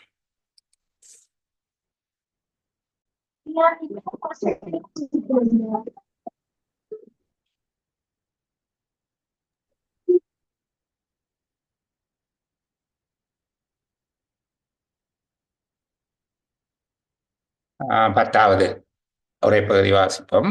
நாட்டில் சேதன வளமாக்கியின் மட்டுப்படுத்தப்பட்ட கிடைப்பனவால் உணவு உற்பத்தியில் ஏற்படக்கூடிய இழப்பு, வேளாண்மையாளர்களுக்கான குறைந்த வருமானம், உணவு இறக்குமதிகளுக்காக ஏற்படக்கூடிய உயர்ந்த செலவுகள், வெளிநாட்டு செலாவணி வருவாய்களின் இழப்பு மற்றும் உணவு பாதுகாப்பு பிரச்சனைகள் என்பன தொடர்பில் ஆர்வலர்களிடையே பரந்த அளவில் காணப்பட்ட கரிசனைகளை பரிசீலனையில் கொண்டு அரசாங்கம் மேம்பட்ட வகையிலான சேதனமற்ற வளமாக்கிகள், கனிப்பொருள் வளமாக்கிகள் மற்றும் வேளாண் ரசாயனங்களை 2021-22 பெரும்போகத்தில் இருந்து நெல், தேயிலை மற்றும் தெங்கு போன்று பல்வேறு பயிர்களுக்கும் பயன்படுத்துவதற்காக இறக்குமதி செய்வதற்கு நடவடிக்கைகளை எடுத்திருக்கிறது. அப்போ திருப்பியும் ஒரு நாங்கள் வாசிப்போம். நாட்டில் சேதன வளமாக்கியின் மட்டுப்படுத்தப்பட்ட கிடைப்பனவால் உணவு உற்பத்தியில் ஏற்படக்கூடிய இழப்பு, வேளாண்மையாளர்களுக்கான குறைந்த வருமானம், உணவு இறக்குமதிகளுக்காக ஏற்படக்கூடிய உயர்ந்த செலவுகள், வெளிநாட்டு செலாவணி வருவாய்களின் இழப்பு மற்றும் உணவு பாதுகாப்பு பிரச்சனைகள் என்பன தொடர்பில் ஆர்வலர்களிடையே பரந்த அளவில் காணப்பட்ட கரிசனைகளை பரிசீலனையில் கொண்டு அரசாங்கம் மேம்பட்ட வகையிலான சேதனமற்ற வளமாக்கிகள், கனிப்பொருள் வளமாக்கிகள் மற்றும் வேளாண் ரசாயனங்களை 2021-22 பெரும்போகத்திலிருந்து நெல், தேயிலை மற்றும் தெங்கு போன்று பல்வேறு பயிர்களுக்கும் பயன்படுத்துவதற்காக இறக்குமதி செய்வதற்கு நடவடிக்கைகளை எடுத்திருக்கிறது. இப்ப 9வது உரைப்பகுதி தொடர்பில் நாங்கள் கலந்துரையாடி இறுதியாக அதற்கான ஒரு மகுடம், அதனுடைய நோக்கம் என்பதை அடையாளப்படுத்தியிருந்தோம். இது ஒரு கொள்கை மாற்றத்தினை குறிப்பிடுகிறது. என்கிறதாக 9வது உரைப்பகுதிக்கு சொன்னோம். இந்த உரைப்பகுதி எழுதியவருடைய நோக்கம் என்ன, அல்லது உரைப்பகுதியினுடைய நோக்கம் என்ன என்றால், ஒரு கொள்கை மாற்றத்தை விவரிப்பது. குறிப்பாக வேளாண்மை துறையில் கொள்கை சார் மாற்றம் ஒன்று ஏற்பட்டிருப்பதை விவரிப்பது அவருடைய நோக்கமாக இருந்தது. அதை நாங்கள் சரியாக புரிந்து கொண்டிருக்கிறோம் என்று நம்புகிறேன். இப்ப என்னுடைய கேள்வி, இந்த 10வது உரைப்பகுதியில் உரையாசிரியர் விவரிக்க முற்படுகிற விடயம் அதன் நோக்கம் என்ன? இந்த உரைப்பகுதியின் நோக்கம் என்ன? பாத்திமா? இதுல சேதன பசலைகளை பயன்படுத்தினதால உற்பத்தி குறைஞ்சிக்குது. அதால பல்வேறு பாதிப்புகள் ஏற்பட்டு அந்த பாதிப்புகளை கட்டுப்படுத்தும் நோக்கத்தோட அந்த கொள்கையை மாத்தி சேதனமற்ற வளமாக்கிகள்ல தங்களோட கவனத்தை செலுத்துறாங்கன்னு சொல்றாங்க. இது சாராம்சமா நோக்கமா? இது சாராம்சம். நோக்கம் என்ன? கொள்கை ஃபெயிலியர் ஆயிட்டு சார். கொள்கை மாற்றத்தின் தோல்வி சார். ஒரு கொள்கையின் தோல்வி அல்லது ஒரு கொள்கையின் ஒரு கொள்கையினுடைய ஒரு மீளாய்வு என்று கூட சொல்லலாம். அரசாங்கம் அந்த கரிசனைகளை கவனத்தில் எடுத்து தன்னுடைய கொள்கையை மீளாய்வு செய்வதற்கு தயாராக இருக்கிறது என்பதை சொல்லுவதாக கூட இருக்கலாம் தானே. என்ன ஒரு ஒரு கொள்கை மீளாய்வு தொடர்பாக பேசுவது அவருடைய நோக்கம். ஃபாத்திமா சொன்னது அந்த கொள்கை மீளாய்வு என்ன என்பதை விவரிப்பது. அது சரி, அது சாராம்சம், அது நோக்கம் அல்ல. விளங்குதானே? நோக்கத்துக்கும் சாராம்சத்துக்கும் உள்ள வித்தியாசத்தை புரிந்து கொள்ளவும். திரும்ப திரும்ப நான் அழுத்துகிறது தானே. ஏதோ ஒரு கட்டத்தில் ஒரு கேள்வி, எங்கேயோ ஒரு 2 புள்ளிக்கு வரக்கூடிய ஒரு கேள்விக்கு இவ்வளவு அழுத்தம் கொடுக்கணும்னு யோசிக்காதீங்க. உண்மை அது அல்ல. நோக்கம் புரிந்தால் சாராம்சம் இலகுவா வெளியே வரும். என்ன, சாதாரணமாக உங்களுக்கு நோக்கத்தை புரிந்து கொண்டால் இதுதான் நோக்கம். இந்த நோக்கத்துல தான் கதைக்கிறார். அரசாங்கத்தின் கொள்கையில் ஏற்பட்ட மாற்றம், அதாவது மேல சொல்லப்பட்ட கொள்கை மாற்றம், இது கொள்கை மீளாய்வு அல்லது கொள்கை தோல்வி என்ன, அல்லது ஒரு கொள்கை மாற்றம் என்று சொல்லுவதை விட ஒரு கொள்கையின் தோல்வி அல்லது கொள்கை மீளாய்வு, கொள்கை மறுபரிசீலனை, இந்த மாதிரியாக இதை நாங்கள் பார்த்துக்கொள்ளலாம். சரி, இங்கு ஒரு படிமுறை மாற்றம் விவரிக்கப்பட்டிருக்கு. இங்கேயும் ஒரு படிமுறை மாற்றம் இருக்குது. என்ன படிமுறை மாற்றம்? எத்தனை படிமுறைகளாக நடந்திருக்கு அல்லது எத்தனை வேண்டாம்? அந்த படிமுறை மாற்றங்களை சொல்லுங்க.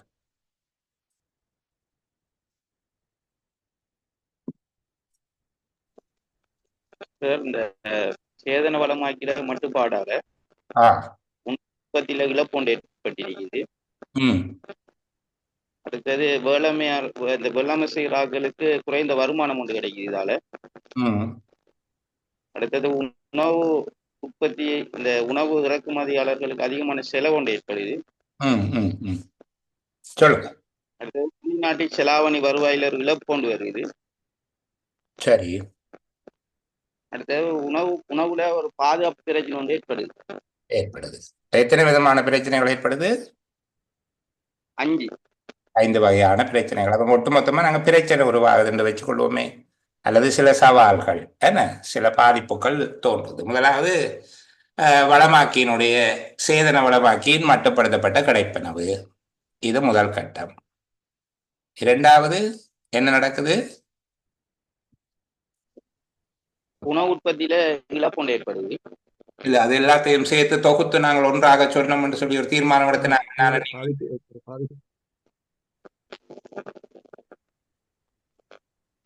மட்டுப்பாடல ஏற்படுற பாதிப்புகள், பொருளாதார கஷ்டம் வருமா சார்? இதென்ன இப்போ சேதன வளமாக்கியின் மட்டுப்படுத்தப்பட்ட கிடைப்பனவு முதலாவது படிமுறை. இரண்டாவது அந்த உணவு உற்பத்தியில இழப்பும் ஏற்படுது, அந்த வேளாண்மையில வருமானம், உணவுத்துறையில் ஏற்படும் பாதிப்புகள், உணவுத்துறை மீதான பாதிப்புகள் உணரப்பட்டமை அல்லது பாதிப்புகள் மீது கரிசனைகள் காட்டப்பட்டமை. அந்த பாதிப்புகள் உணரப்பட்டது அல்லது கரிசனைகள், பரந்த அளவிலான கரிசனைகள். 5 விடயங்கள் தொடர்பில் ஆர்வலர்களிடம் பரந்த அளவில் கரிசனைகள் காணப்பட்டது. இரண்டாவது, அதன் உணவுத்துறை மீதான பாதிப்புகள் உணரப்பட்டது. மூன்றாவது என்ன செய்யறாங்க? அதன் அடிப்படையில ரசாயன வளமாக்கிகள ரசாயன வளமாக்கிகளுக்கான இறக்குமதி அனுமதிக்கப்படுதல். ரசாயன வளமாக்கிக்கான மீள்பாவனை முதல்ல சொன்னாங்க 2021 22 பெரும்போகத்துல சேதன வளமாக்கிகளை மட்டும் பயன்படுத்தி செய்கிறார்களுக்கு ஏக்கருக்கு இல்ல ஹெக்டேருக்கு ஊக்குவிப்பு தொகை வழங்கப்படும். எல்லாம் கொடுக்க போறோம்னு சொன்னாங்க. அதே ஆக்கள் டக்குன்னு சொன்னாங்க நெல், தேயிலை, தெங்கு போன்ற பல்வேறு பயிர்களுக்கு பயன்படுத்துவதற்கு இறக்குமதி செய்கிறதுக்கு நடவடிக்கை எடுத்திருக்கு. ஆனால் அதில் அந்த விழுந்தாலும் என்னமோ சொல்லுவாங்க மீசையில மண்படையில என்று, அதே போல சேதனமற்ற வளமாக்கி என்று சொல்லாமல் மேம்பட்ட வகையிலான சேதனமற்ற வளமாக்கி என்றார். சும்மா நீங்கள் என்ற உரம் எல்லாம் இல்லை, இது நாங்கள் மேம்பட்ட வகையிலான சேதனமற்ற வளமாக்கித்தான் இறக்க போறோம் அந்த மாதிரியாக கொஞ்சம் கதையை விட்டாங்க. ஆனால் சம்பவம் 3 படிமுறைகளாக நடக்குது, அல்லது 2 படிமுறையாக சொன்னாலும் பரவாயில்லை. அதாவது மட்டுப்படுத்தப்பட்ட கிடைப்பனவினால் ஏற்படத்தக்க பிரச்சனைகள் முன்னுணர்ந்து அல்லது அந்த பிரச்சனைகள் தொடர்பாக கரிசனைகள் வெளிக்காட்டப்பட்டது. 2வது, அதை பரிசீலனை அரசாங்கம் ரசாயன வளமாக்கிகளை பயன்படுத்துதல் இறக்குமதி செய்வதற்கு அனுமதி அளிக்குது. 3ஆக சொன்னாலும் நல்லது, வளமாக்கின்ற மட்டுப்படுத்தப்பட்ட கிடைப்பனவு அதனால் ஏற்படத்தக்க பிரச்சனைகள் எடுத்துரைக்கப்பட்டது, அரசாங்கம் இறக்குமதிக்கு சம்மதிக்குது அல்லது இறக்குமதியை ஏற்படுத்துது. இந்த 3 படிமுறைகளும் அமையும் விதமாக எங்களுடைய சுருக்கத்தை எழுதினால் அழகாக வரும். யார் எனக்கு ஒரு சுருக்கம் சொல்ல போறது? நீங்கள் எழுதி வச்சிருப்பீங்க தானே, யாராவது சொல்லுங்க. ரிஃபான் பேசுங்க பாப்போம். சார், அரசு சேதனை பசலைகளின் தட்டுப்பாட்டால் ஏற்பட்ட பாதிப்புகளை கருத்தில் கொண்டு ரசாயன பசலையினை இறக்குமதி செய்வதற்கான நடவடிக்கைகளை மேற்கொண்டது. ரசாயன பசலை இறக்குமதிக்கு நடவடிக்கை மேற்கொண்டிருக்குது. 3 விடயமும் வந்திருக்குது. சொற்கள் சரியா இருக்கா, பொருந்திச்சுதா பாருங்க. ஓ சார், சரியா இருக்கு. 11 அப்படி வந்திருக்கு. சரி, சேதன வாசிங்க திருப்பி. சாரி. அரசு சேதன பசலைகளின் தட்டுப்பாட்டால் ஏற்பட்ட பாதிப்புகளை கருத்தில் கொண்டு ரசாயன பசலை இறக்குமதி செய்வதற்கான நடவடிக்கைகளை மேற்கொண்டது. சரி, இறக்குமதி செய்வதற்கு நடவடிக்கை மேற்கொண்டிருக்குது. அவ்வளவும் பொருத்தமா? சரி, அழகான பதில். நாங்கள் பார்ப்போம். காலப்பகுதி சொல்லி இருக்கிறாங்களா? இல்ல சார், காலப்பகுதி சொல்லல. இந்த பின்னுக்கு பெரும்போகத்துல இருந்து சொல்லப்பட்டாலும் உண்மையில இதுல காலப்பகுதி முதன்மை பெற இல்லை. நாங்கள் பிரதானமான கருத்தெல்லாம் அதுக்கு வந்துடுது, போதுமானது. சேதன வளமாக்கியின் மட்டுப்பாட்டினால் ஏற்படத்தக்க பாதிப்புகளை கவனத்துக்கு எடுத்து அரசு வேளாண் ரசாயனங்களின் இறக்குமதிக்கு நடவடிக்கை மேற்கொண்டது. இந்த அரசு முன்னுக்கு போட்டிருக்கிறீங்க, அது இன்னும் அரசு சேதன வளமாக்கி பற்றாக்குறையினால் ஏற்படத்தக்க பாதிப்புகளை கவனத்துக்கு எடுத்து வேளாண் ரசாயனங்களின் இறக்குமதிக்கு நடவடிக்கை மேற்கொண்டது. சரி, நல்ல. இப்போது வெளிநாட்டு செலாவணி வருவாய்களின் இழப்பு மற்றும் உணவு பாதுகாப்பு பிரச்சனைகள் என்ற தடித்த எழுத்திலான சொற்றொடருக்கு விளக்கம் சொல்ல போறோம். நான் ஒன்றும் பேச இல்லை, நீங்க யாராவது சொல்றீங்களா என்று பார்ப்போம். படிமுறையாக அடுத்தடுத்து வருகிற செயலமர்வுகள்ல இவற்றை உங்கள்கிட்டயே நான் கையளிக்க விரும்புகிறேன். இதுவரைக்கும் நான் தானே கேள்வியும் எழுதி விடையும் எழுதி கொண்டிருக்கிறேன், நீங்க பார்வையாளர்கள் தானே. அப்போ படிப்படியாக இப்போ ரிஃபான் மாதிரியாக சிலர் பங்கேற்க ஆரம்பித்திருக்கிறார்கள். ஹம்சியா, ரிஃபான், இன்னும் 2 சகோதரிகள் இருந்தாங்க, பேருடனே மறந்து போயிட்டு. அவர்கள் அப்படி பங்கேற்க தொடங்குறதால படிப்படியாக அதை விட ரிம்சன் அவர்கள்ட்ட எல்லாம் இனி ஒரு கொஞ்சம் கொஞ்சமா யஸ்மின் அவங்கள்ட்ட எல்லாம் இதை நாங்கள் கையளிப்போம். சரி, இப்ப சொல்லுங்க, இந்த தடித்த எழுத்திலான சொற்றொடருக்கு ரிம்சன் சொல்லுங்க. ரிம்சன் முகமது. ஓம் சார், இதுல இந்த சேதன இந்த வளமாக்கியால தட்டுப்பாட்டினால் சேதன வளமாக்கி கட்டுப்பாட்டால வெளிநாட்டு செலாவணிகள், அதாவது வெளிநாட்டு செலாவணியினுடைய இந்த வருவாய்களுடைய இழப்பு மற்றும் உணவுகளுடைய உற்பத்தி தொடர்பாக இந்த பிரச்சனை சொல்லப்பட்டிருக்கு சார். சரி, நான் இதுல சகோதரங்களுக்கு ஒரு விடயத்தை விளங்கப்படுத்த விரும்புகிறேன். அது பல பேருக்கு தெரிஞ்சிருக்கிறான். தெரிஞ்ச ஆட்கள் என்னோட கோபிச்சு கொள்ளக்கூடாது. நான் அடிக்கடி சொல்லுகிறது, என் போன்றவர்கள் இங்கே இருப்பார்கள் என்று கருதி கொண்டு எனக்கு தெரிந்த அந்த விடயத்தை எளிமையாக நான் உங்களுக்கு சொல்லித் தருகிறேன். உணவு பாதுகாப்பு என்கிற ஒரு வார்த்தை அடிக்கடி பல இடங்களில் பயன்படுத்தப்படுகிறது. இதற்குரிய விளக்கம் என்ன என்று நாங்கள் தெரிஞ்சு வச்சுக்கொள்வது நல்லது. சரி, உணவு பாதுகாப்பு என்று சொல்லுகிறது, முதலாவது ஒரு உயிர்ப்பான உணவு. ஏதோ சாப்பிட்டு உயிர் வாழ்ந்தா சரி என்ப வகையான உணவு அல்ல, உயிர்ப்பான உணவு. அதனுடைய அர்த்தம் ஆரோக்கியமான போசாக்கான உணவு.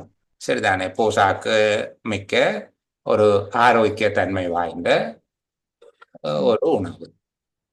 இது மக்களுக்கு நாட்டில போதுமான அளவில் இருக்க வேண்டும். எல்லா காலத்திலும் போதுமான அளவில் இருக்க வேண்டும். முதல்ல மக்களுக்கு தேவைப்படுகின்ற வேளைகளில் அவர்களுக்கு போதுமான அளவு உணவு நாட்டில் இருக்கும்.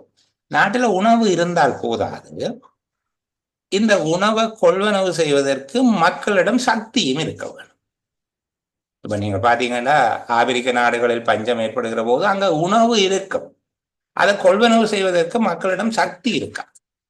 இறக்குமதி செய்யப்பட்ட கோதுமை இருக்கு, அதை வாங்குறதுக்கு மக்களிடம் காசு இல்லை.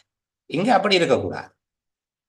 அது இறக்குமதி செய்தா என்ன, உள்நாட்டில் விளைவிச்சா என்ன, மக்களுக்கு போதுமான உணவு.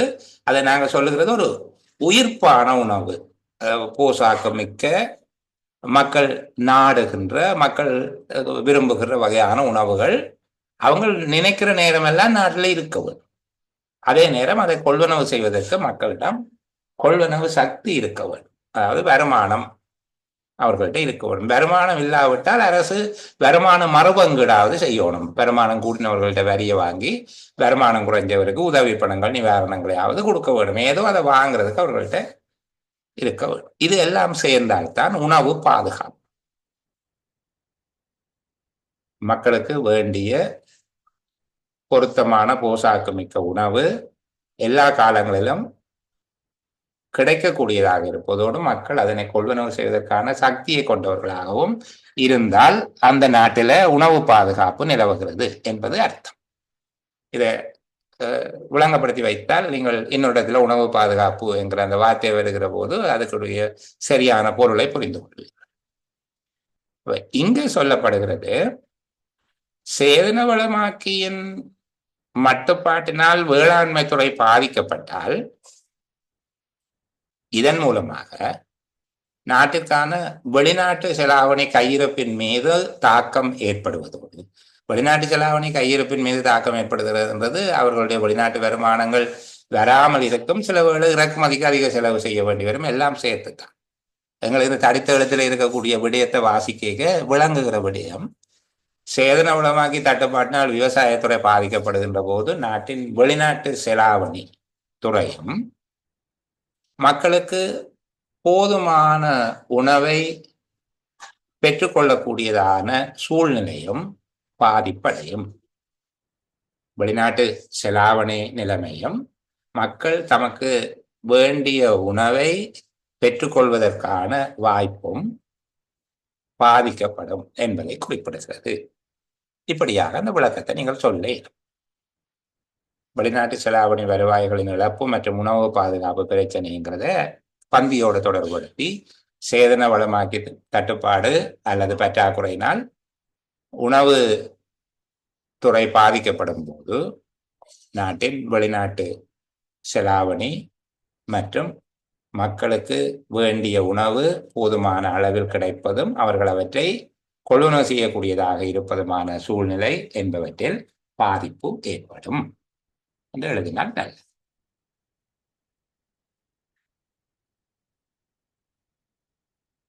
பதினோராவது பகுதியை வாசிப்போம். 11வது பகுதியோட நிறைவு செய்யலாம். சில பேர் கொஞ்சம் சலிச்சு போடும் மாதிரி அப்படியோ என்று சொல்லி பரவாயில்லை, இந்த பகுதியை பார்த்துட்டு நாங்கள் நிறைவு செய்வோம்.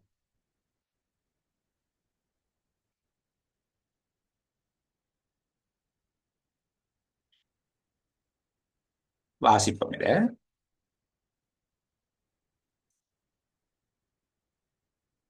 ரெண்டாயிரத்தி 20 முதற் காலாண்டு பகுதியில், அது காலாண்டு என்று கிடக்குது, காலாண்டு என்று வாசித்துக் கொள்ளுங்க. 2020 முதற் காலாண்டு பகுதியில் பெரும் எண்ணிக்கையானவர்கள் தொழில் வாய்ப்பிற்காக புறப்பட்டு சென்றமையின் காரணமாக 2021 முதலரை பகுதியில் வெளிநாட்டு தொழில் வாய்ப்பிற்காக புறப்பட்டவர்களின் எண்ணிக்கை முன்னைய ஆண்டின் தொடர்பான காலப்பகுதியின் 40,581 இருந்து 30,797க்கு 24.1% வீழ்ச்சி அடைந்தது. 2021 முதலரை பகுதியில் வெளிநாட்டு தொழில் வாய்ப்பிற்காக சென்றவர்களின் மொத்த தொகையில் வெளிநாட்டு தொழில் வாய்ப்பிற்காக சென்ற ஆண்கள் மற்றும் பெண்களின் தொகை முறையே 63.8%, 36.2% பங்களித்தன. அதேவேளை வெளிநாட்டு தொழில் வாய்ப்பிற்காக சென்றவர்களின் எண்ணிக்கையில் ஏற்பட்ட வீழ்ச்சியுடன் இசைந்து செல்லும் விதத்தில் 2020 தொடர்பான காலப்பகுதியுடன் ஒப்பிடுகையில் 2021 முதலரை பகுதியில் தொழில்சார் நிபுணர்கள் வகை நீங்களாக மிக தேர்ச்சி பெற்ற வகைகளின் கீழ் மத்திய தரம், எழுதுவினையர் மற்றும் அதனுடன் தொடர்பானவர்கள், தேர்ச்சி பெற்றவர்கள், ஓரளவு தேர்ச்சி பெற்றவர்கள், தேர்ச்சி பெறாதவர்கள் மற்றும் வீட்டு பணிப்பெண் வகைகளின் கீழ் வெளிநாட்டு தொழில் வாய்ப்பிற்காக சென்றவர்களின் எண்ணிக்கை வீழ்ச்சி அடைந்தது. திரும்பவும் வாசிப்போமே ஒருக்கா. 2020 முதற் காலாண்டு பகுதியில் பெரும் எண்ணிக்கையானவர்கள் தொழில் வாய்ப்பிற்காக புறப்பட்டு சென்றமையின் காரணமாக 2021 முதலரை பகுதியில் வெளிநாட்டு தொழில் வாய்ப்பிற்காக புறப்பட்டவர்களின் எண்ணிக்கை முன்னைய ஆண்டின் தொடர்பான காலப்பகுதியின் 40,581 இருந்து 30,797க்கு 24.1% வீழ்ச்சி அடைந்தது. 2021 முதலரை பகுதியில் வெளிநாட்டு தொழில் வாய்ப்பிற்காக சென்றவர்களின் மொத்த தொகையில் வெளிநாட்டு தொழில் வாய்ப்பிற்காக சென்ற ஆண்கள் மற்றும் பெண்களின் தொகை முறையே 63.8%, 36.2% பங்களித்தன. அதேவேளை வெளிநாட்டு தொழில் வாய்ப்பிற்காக சென்றவர்களின் எண்ணிக்கையில் ஏற்பட்ட வீழ்ச்சியுடன் இது இசைந்து செல்லும் விதத்தில் 2020 தொடர்பான காலப்பகுதியுடன் ஒப்பிடுகையில் 2021 முதலரை பகுதியில் தொழில்சார் நிபுணர்கள் வகை நீங்களாக மிக தேர்ச்சி பெற்ற வகைகளின் கீழ் மத்திய தரம், எழுதுவினையர் மற்றும் அதனுடன் தொடர்பானவர்கள், தேர்ச்சி பெற்றவர்கள், ஓரளவு தேர்ச்சி பெற்றவர்கள், தேர்ச்சி பெறாதவர்கள் மற்றும் வீட்டு பணிப்பெண் வகைகளின் கீழ் வெளிநாட்டு தொழில் வாய்ப்பிற்காக சென்றவர்களின் எண்ணிக்கை வீழ்ச்சி அடைந்தது. சரி, இப்போ உரைப்பகுதியில நான் சாராம்சமோ நோக்கமோ எல்லாம் கேட்க போறேன். இல்லை வளமையா அப்படித்தானே கதைக்கிறேன். நீங்க கொஞ்சமாவது மாத்துங்க நாட்டாமே என்ற மாதிரி யோசிக்கிறார்கள் இருக்கிறபடியால் நாம கொஞ்சம் மாற்றுவோம். வெளிநாட்டு வேலை வாய்ப்பிற்காக புலம்பெயர்ந்தவர்கள் உரையாசிரியரால் எவ்வாறு வகைப்படுத்தப்படுகிறார்கள், எத்தனை விதமாக வகைப்படுத்தப்படுகிறார்கள்? வெளிநாட்டு வேலை வாய்ப்பிற்காக புலம்பெயர்பவர்கள் உரையாசிரியரால் எத்தனை வகையாக வகைப்படுத்தப்படுகிறார்கள்? 2 வகை. தேர்ச்சி பெற்றவர், தேர்ச்சி பெறாதவர். 4 வகை. அம்ஜத் சொல்லுங்க. நான் சொல்றேன் சார். தேர்ச்சி பெற்றவர்கள், தேர்ச்சி பெறாதவர் 2 வகையா பிரிக்கிறாங்க. ஓகே, ஹம்சியா 2 தடவை வந்தாங்க, அவங்களுக்கு வாய்ப்பு கொடுக்கல. இந்த முறை கொடுப்போம். மற்றார்கள் கொஞ்சம் ஓவ் பண்ணுங்க. நான் கூப்பிடுறேன் உங்களை. அவங்களுக்கு வாய்ப்பு கொடுத்து அவங்களுக்கு ஓகே வந்துட்டாங்க. சொல்லுங்கம்மா, எத்தனை வகை இருக்கு இதுல? தேர்ச்சி பெற்றவர்கள், தேர்ச்சி பெறாதவர்கள், ஓரளவு தேர்ச்சி பெற்றவர் 2 பேர் சார். 2 பேர் தான் இருக்கணும். தேர்ச்சி தேர்ச்சி பெற்றவர்கள், ஓரளவு தேர்ச்சி பெற்றவர்கள், தேர்ச்சி பெறாதவர்கள் என்று சொல்லியிருக்காங்க. சரி, ஓகே, பார்ப்போம். ரிஃபான் சொல்லுங்க. 4 வகையான சார். 4 வகை என்னென்னு சொல்லுங்களேன். தேர்ச்சி பெற்றவர்கள், ஓரளவு தேர்ச்சி பெற்றவர்கள், தேர்ச்சி பெறாதவர்கள், அடுத்தது வீட்டு பணிப்பெண்கள். பாத்திமா. தொழில்சார் நிபுணர்கள், தேர்ச்சி பெற்றவர்கள், ஓரளவு தேர்ச்சி பெற்றவர்கள், தேர்ச்சி பெறாதவர்கள், வீட்டு பணிப்பெண்கள். என்ன 5 வருது? ஒரு ரிவ்யூ பண்ணுங்களே கொஞ்சம். தொழில்சார் நிபுணர்கள், மிக தேர்ச்சி தொழில்சார் நிபுணர்கள், மிக தேர்ச்சி பெற்றவர்கள், ஓகே 2. அடுத்தது தேர்ச்சி பெற்றவர்கள், ஓகே 3. ஓரளவு தேர்ச்சி பெற்றவர்கள், 4. தேர்ச்சி பெறாதவர்கள், 5. வீட்டு பணிப்பெண்கள் 6 வரும். அப்ப இங்க எழுது வினைஞர் மற்றும் அதனுடன் தொடர்பானவர்கள், அந்த மத்திய தரம் எழுது வினைஞர் மற்றும் அதனுடன் தொடர்பானவர்கள் என்றெல்லாம் சொல்லியிருக்கா. அது என்னது? மிக தேர்ச்சி பெற்ற வகைகளின் கீழ் தானது வருது. உள்ள உபபிரிவு. அப்படியா? Great answer. இங்கு புலம்பெயர்ந்த தொழிலாளர்கள் 6 வகையாக வகைப்படுத்தப்பட்டிருக்கிறார்கள். மிகச்சரியான கணிப்பு. ஒரு தொகுதியில மாற்றம் நடக்கையில் என்று சொல்றாங்க. 2020ஐயும் 2021 ஒப்பிடுகிற போது ஒரு தொகுதியில மாற்றம் நடக்கையில் மற்ற தொகுதிகளில் எண்ணிக்கை வீழ்ச்சி அடைந்தது என்பதுதான் அவர் சொல்ல வருகிற விடயம். சரிதானே? ஆனால் அவர் மாற்றம் நிகழாதவர்களாக யாரை சொல்லுகிறார்? தொழில்சார் நிபுணர்கள் வகை. அதை விட்டுட்டு பாருங்க, அவங்க நடுவே ஒரே மாதிரி தான் போய் கொண்டிருக்கிறாங்க. அதான் இந்த கருத்து. அதை விட்டால் அடுத்தது மிக தேர்ச்சி பெற்ற வகைகள். 2வது. முதலாவது தொழில்சார் நிபுணர் வகை, அடுத்தது மிக தேர்ச்சி பெற்ற வகை. அதுக்கு கீழே மத்திய தரம் எழுது வினையர் அதனுடன் தொடர்பானவர்கள் என்று சொல்லியிருக்காங்க. சரிதானே? இது 2வது வகை. 3வது தேர்ச்சி பெற்றவர்கள். இது நீங்க இந்த NVQ4 NVQ5 எல்லாம் எடுத்து போகிறார்கள், இதுக்குள்ள வரும். அடுத்தது ஓரளவு தேர்ச்சி பெற்ற பேசிக் டிப்ளோமா சர்டிபிகேட் அதனோட போகிறார்கள், ஓரளவு தேர்ச்சி பெற்றவர்கள். 3 தேர்ச்சி பெறாதவர்கள், நான் ஸ்கில் லேபர்ஸ் என்று சொல்லி எடுப்பார்கள். 4 1 2 3 4 5 தேர்ச்சி. கடைசிக்கு முன்பு மற்றும் போட்டு வீட்டு பணிப்பெண் 6 வகைகளுக்கு கீழே வெளிநாட்டு தொழில் வாய்ப்புக்காக சென்றவர்களுடைய எண்ணிக்கை வீழ்ச்சி அடைந்தது. அதுல தொழில்சார் நிபுணர்களுடைய எண்ணிக்கையை பற்றி சொல்ல இல்லை. அது நீங்களாக ஏனையவை வீழ்ச்சி அடைந்தது. அப்போ 2020 ஒப்பிடும்போது 2021 தொழில்சார் நிபுணர்களுடைய வகை அதிகரித்தது என்று சொல்லி நாங்க முடிவுக்கு வரலாமோ? இல்ல. அது அப்படி ஒரு கூட்டு தருவார்களாக இருந்த 2021 ஒப்பிடும்போது 2021 முதல் அரை பகுதியில் தொழில்சார் நிபுணர்களுடைய வகை புலப்பெயர்வு அதிகரித்தது.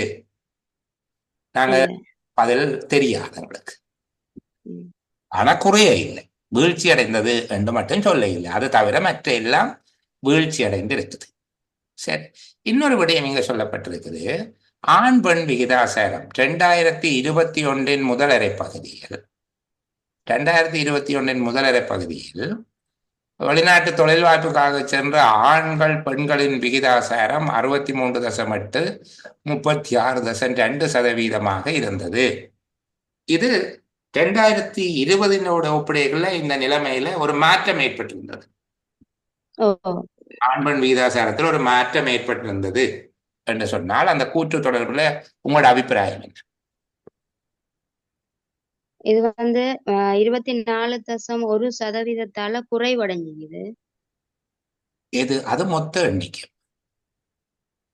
அது மொத்தமா போனாக்கள் எண்ணிக்கை. நான் சொல்றது 2021 ஆண் பெண் ரெண்டு சேர்ந்து ஆண் பெண் விகிதாசாரம் 63க்கும் 36 இருக்குது.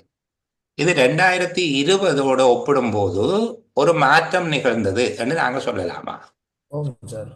என்ன மாற்றம் வந்தது? இந்த வீட்டு பணி பெண்கள் குறைவடைஞ்சது இங்க மாற்றம் செலுத்திருக்கு. பெண்கள் எண்ணிக்கை குறைவா வந்ததால இங்க அப்படி வீட்டு பணிப்பெண்களுடைய எண்ணிக்கை குறைவா இருந்ததாலதான் இங்க குறைஞ்சிருக்கு. அப்ப மற்ற எண்ணிக்கை எல்லாம் குறைஞ்சது தானே? அங்க மிக தேர்ச்சி பெற்றவர்கள், தேர்ச்சி பெற்றவர், ஓரளவு தேர்ச்சி பெற்றவர், தேர்ச்சி பெறாதவர், தொழில் சார் நிபுணரை விடுவோம், மற்ற வேண்டிய எல்லாம் விழுந்தது. அதுக்கு என்ன காரணம்?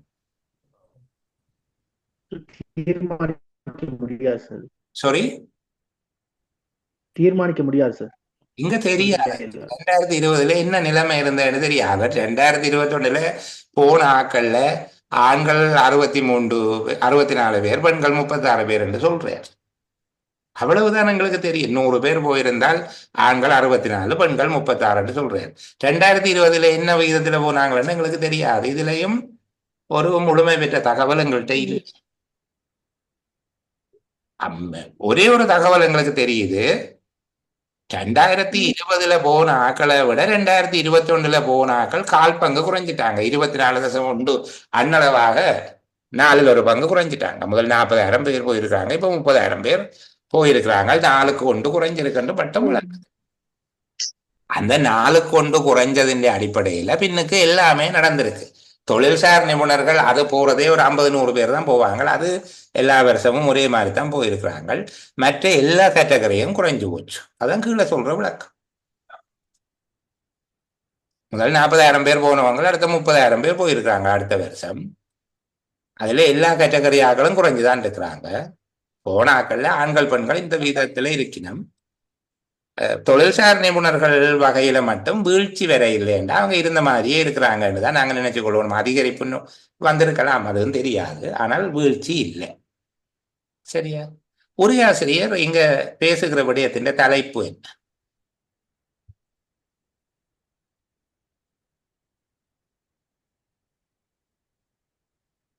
இந்த உரைப்பகுதியில பேசப்படுகிற விடயத்தின் தலைப்பு என்ன? சாராம்சம் இல்ல, தலைப்பு. 2020ஆம் ஆண்டை விட 2021ஆம் ஆண்டுல வெளிநாட்டு வேலைவாய்ப்பு 2021 வெளிநாட்டு தொழிலுக்கான புலப்பெயர்வில் ஏற்பட்ட வீழ்ச்சியை காட்டும். சரிதானே? 2021 தொழிலுக்கான புலம்பெயர்வில் ஏற்பட்ட மாற்றம் அல்லது ஏற்பட்ட வீழ்ச்சி, அதான் இதுன்ற தலைப்பு. அதுக்கான காரணம் என்ன சொல்றாங்க?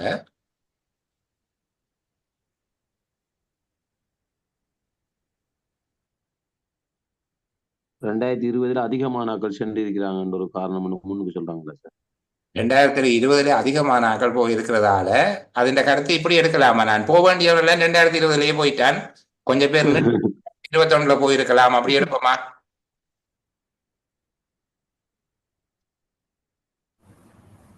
என்ன கரண் சார்? உள்நாட்டில் ஏற்பட்ட தொழில் வாய்ப்பு பற்றாக்குறைன்னு சொல்லலாம். உள்நாட்டுல தொழில் வாய்ப்பு பற்றாக்குறைன்னா ஓடுவாங்களோ வெளிநாட்டுக்கு, இப்ப என்ன நீங்க நிக்கிறாங்க?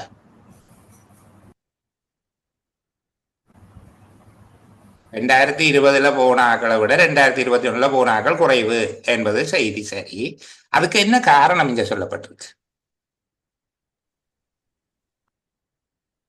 காரணம் சரியா தெரியல. காரணம் சொல்ல, ஆனால் இங்க காரணமாக என்று சொல்லி இருக்கிறத வச்சுக்கொண்டு நாங்கள் ஒரு விளக்கத்துக்கு போகிறது உண்டு. 2020 பெருமண்ணிக்கையானவர்கள் தொழில் வாய்ப்புக்கு போனதுதான் 2021 போகாவிட்டதுக்கு காரணம் உண்டு. உண்மையில அவர் இந்த விஷயத்தை ஏன் சொல்றாருண்டா, 2020 போனாக்கள் எண்ணிக்கை அதிகமாக இருக்குது, 2021 அந்த நம்பர்ஸ் குறைஞ்சிருக்கு. இது ரெண்டையும் ஒப்பிடுறதால ஒரு வீழ்ச்சி தென்படுகிறது. உண்மையில உங்களுக்கு தெரியும் 2021 என்ன நடந்தது. 2020 முதல் காலாண்டுங்கிறது இலங்கை பாதிக்கப்படுவதற்கு முன்னுள்ள காலம். அப்போதுதான் ஊரடங்கு சட்டங்கள் போன்றவை அறிமுகப்படுத்தப்பட்டு கொரோனா பற்றிய ஒரு அறிமுகம் வர தொடங்கின காலப்பகுதி. அப்ப பெருமளவான ஆக்கள் போயிட்டாங்க. 2021 போன ஆக்கள் குறைவு. இப்படித்தானே சொல்லுகிறது. என்னுடைய அண்ணன் போஸ்ட் கிராஜுவேட் டிப்ளோமா எல்லாம் படிச்சிருக்கிறதால நான் மோடியாவா போயிட்டேன். இதுன்ற அர்த்தம் என்னன்னு விளங்குதா? அவர் படிச்சதால எனக்கு அறிவு இல்லாம போனதோ? இல்ல, அப்போ அவர் அறிவு வீழ்ச்சியா இருக்குது. அவரோட கம்பேர் பண்ணி பார்க்க அவருடைய உயரம் என்ன கட்டையாக காட்டுது. விளங்குதா சொல்றது? என்னுடைய அண்ணா மாஸ்டர்ஸ் எல்லாம் செய்து எம்ஃபில் செய்து பிஹெச்டி செய்தார். அதை விட மற்ற பக்கமா இந்த ப்ரொஃபஷனல் டைப்ல உங்களோட post graduate diploma in education அது இதெல்லாம் செய்திருக்கிறார். இப்படி இந்த மாதிரி அவர் ப்ரொஃபஷனலாகவும் அகாடமிக்காகவும் அந்த செக்டோரலோ டிசிப்ளின் வைஸாகவும் படித்து கொண்டு அவர் போற. நாம மோடியாவா போயிட்டோம் அவரோட ஒப்படைக்கின்ற. அவரோட ஒப்படைக்கின்ற வார்த்தையை சொல்லாம அதன் காரணமாக நாம் மோடியாவா போட்டோம்னா கருத்து அவருடைய அந்த உயரத்தோட ஒப்படைக்க பார்க்க என்ன ஒரு மோட்டு பெயரா விளங்குது. இங்கேயும் 2020 நிறைய பேர் போனதால 2021 ஒரு வீழ்ச்சி ஒன்று காண்பிக்கப்படுது. அது காரணம் அல்ல. அதன் காரணமாக என்று சொல்வதனுடைய விளக்கம் அது. இங்க உண்மையில 2021 புலம்பெயர்வுக்கான அளவு குறைந்ததுக்கான எந்த காரணமும் சொல்லப்படவில்லை. ஆக நிகழ்வு மட்டும்தான் சொல்லப்பட்டிருக்கு. அப்ப இங்க நிகழ்ந்தது என்ன சொல்றாங்க? 2020 ஒப்பிடும் போது 2021 முதலரை பகுதியில வெளிநாட்டு தொழில் வாய்ப்புக்காக புறப்பட்டவர்கள் எண்ணிக்கை குறைவாக இருந்தது, வீழ்ச்சியடைந்து காணப்பட்டது. இப்ப இந்த இடத்துல இருந்து எடுத்தாலே இது போதுமானது. 2021 முதலரை பகுதியில் வெளிநாட்டு தொழில் வாய்ப்புக்காக புறப்பட்டவர்களின் எண்ணிக்கை முன்னைய ஆண்டின் தொடர்பான காலப்பகுதியுடன் ஒப்பிடும் போது வீழ்ச்சி அடைந்தது. அந்த நம்பர்ஸ் எல்லாம் சொல்ல தேவை. இதை இன்னும் கொஞ்சம் சுருக்கி கொள்ள முடியும். இதுல வெவ்வேறு வகையானவர்கள் வீழ்ச்சி ஏற்பட்டது, இந்த வகை அந்த வகையெல்லாம் அது ஒரு விளக்கத்துக்காக சொல்லப்பட்டிருக்கிற விடை. 2021 முதல் அரையாண்டில் வெளிநாட்டு தொழில் வாய்ப்புக்கான புலம்பெயர்வு எண்ணிக்கை முதல் ஆண்டின் தொடர்புடைய காலப்பகுதியோடு ஒப்பிடும் போது வீழ்ச்சியை பிரதிபலித்தது. அந்த தொடர்புடைய காலப்பகுதி என்றது அந்த ஆண்டு முழுவதையும் ஒப்பிடக்கூடாது. 2020 ஆண்டின் முதல் அரையாண்டோட 2021 முதல் அரையாண்டு எண்ணிக்கையை ஒப்பீடு செய்கிறார்கள். ஒப்பீடு செய்கிற போது அது ஒரு வீழ்ச்சியை பிரதிபலிக்கிறது. அப்போ 2021 முதல் அரையாண்டில் அல்லது முதலரை பகுதியில் வெளிநாட்டு தொழில் வாய்ப்புக்கான புலம்பெயர்ந்தோர் எண்ணிக்கை முன்னைய ஆண்டின் தொடர்பான காலப்பகுதியோடு ஒப்பிடும் போது வீழ்ச்சி அடைந்து காணப்படுகிறது. இன்னும் அந்த முன்னைய ஆண்டின் தொடர்பான காலப்பகுதி என்கிற வார்த்தைகளை வெட்டி சுருக்க முடியும். இன்னும் சுருக்கமாக எழுதுனா 2021 முதலரை பகுதியில் வெளிநாட்டு தொழில் வாய்ப்புக்கான புலம்பெயர்வு 2020 அதே காலப்பகுதியோடு ஒப்பிடும் இடத்து வீழ்ச்சியை பதிவு செய்தது. அந்த 24% வீழ்ச்சி அதையெல்லாம் எழுதக்கூடாது சுருக்கத்தில். தொழில் சொல்லுங்க. அதுல அந்த முன்னைய ஆண்டுடன் ஒப்பிடும் போதுன்ற அந்த சொல்லுக்கு கடந்த என்று சொல்லி எப்படி சொல்லு, அது பெரிய பிரச்சனை எல்லாம் இல்லை.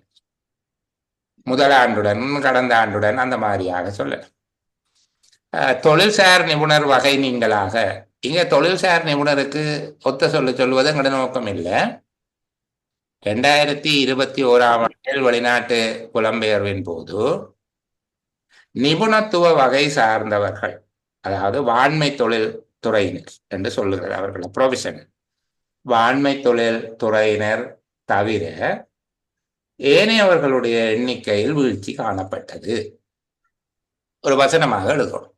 2021 வெளிநாட்டு தொழிலாளர் புலம்பெயர்வில் வாண்மை தொழில்சார் நிபுணர்கள் வகை தவிர்ந்த ஏனைய வகைகளில் வீழ்ச்சி காணப்பட்டது என்பதாக அந்த வசனத்தை எழுதி கொண்டா சரி. சரியா? நான் இன்னும் 4 உரைப்பகுதிகள் இருக்குது. என்ன 12, 13, 14, 15 4 உரைப்பகுதி இருக்குது. நாங்கள் இன்றைக்கு 7, 8, 9 7, 8, 9, 10, 11 5 உரைப்பகுதி பார்த்திருக்கிறோம். சரி, இந்த 4 இதோடு சேர்த்து வேறு ஒரு விதமான வினாத்தாள் ஒன்றையும் நான் பதிவிடுவேன் அடுத்த செயலவர்களுக்கு.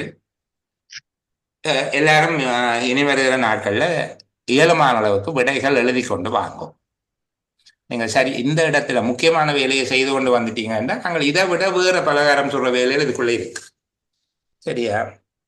இந்த சில பிரித்து மேயர் என்று சொல்லுவாங்க, நூல் நூலா கலட்டி எடுத்து அடுக்கிற வேலையில் இருக்குது. அந்த மாதிரியாக இனி வருகிற செயலமர்வு ஒரு கடந்த கால வினாத்தாளோடு இணைந்ததாக இருக்கும்.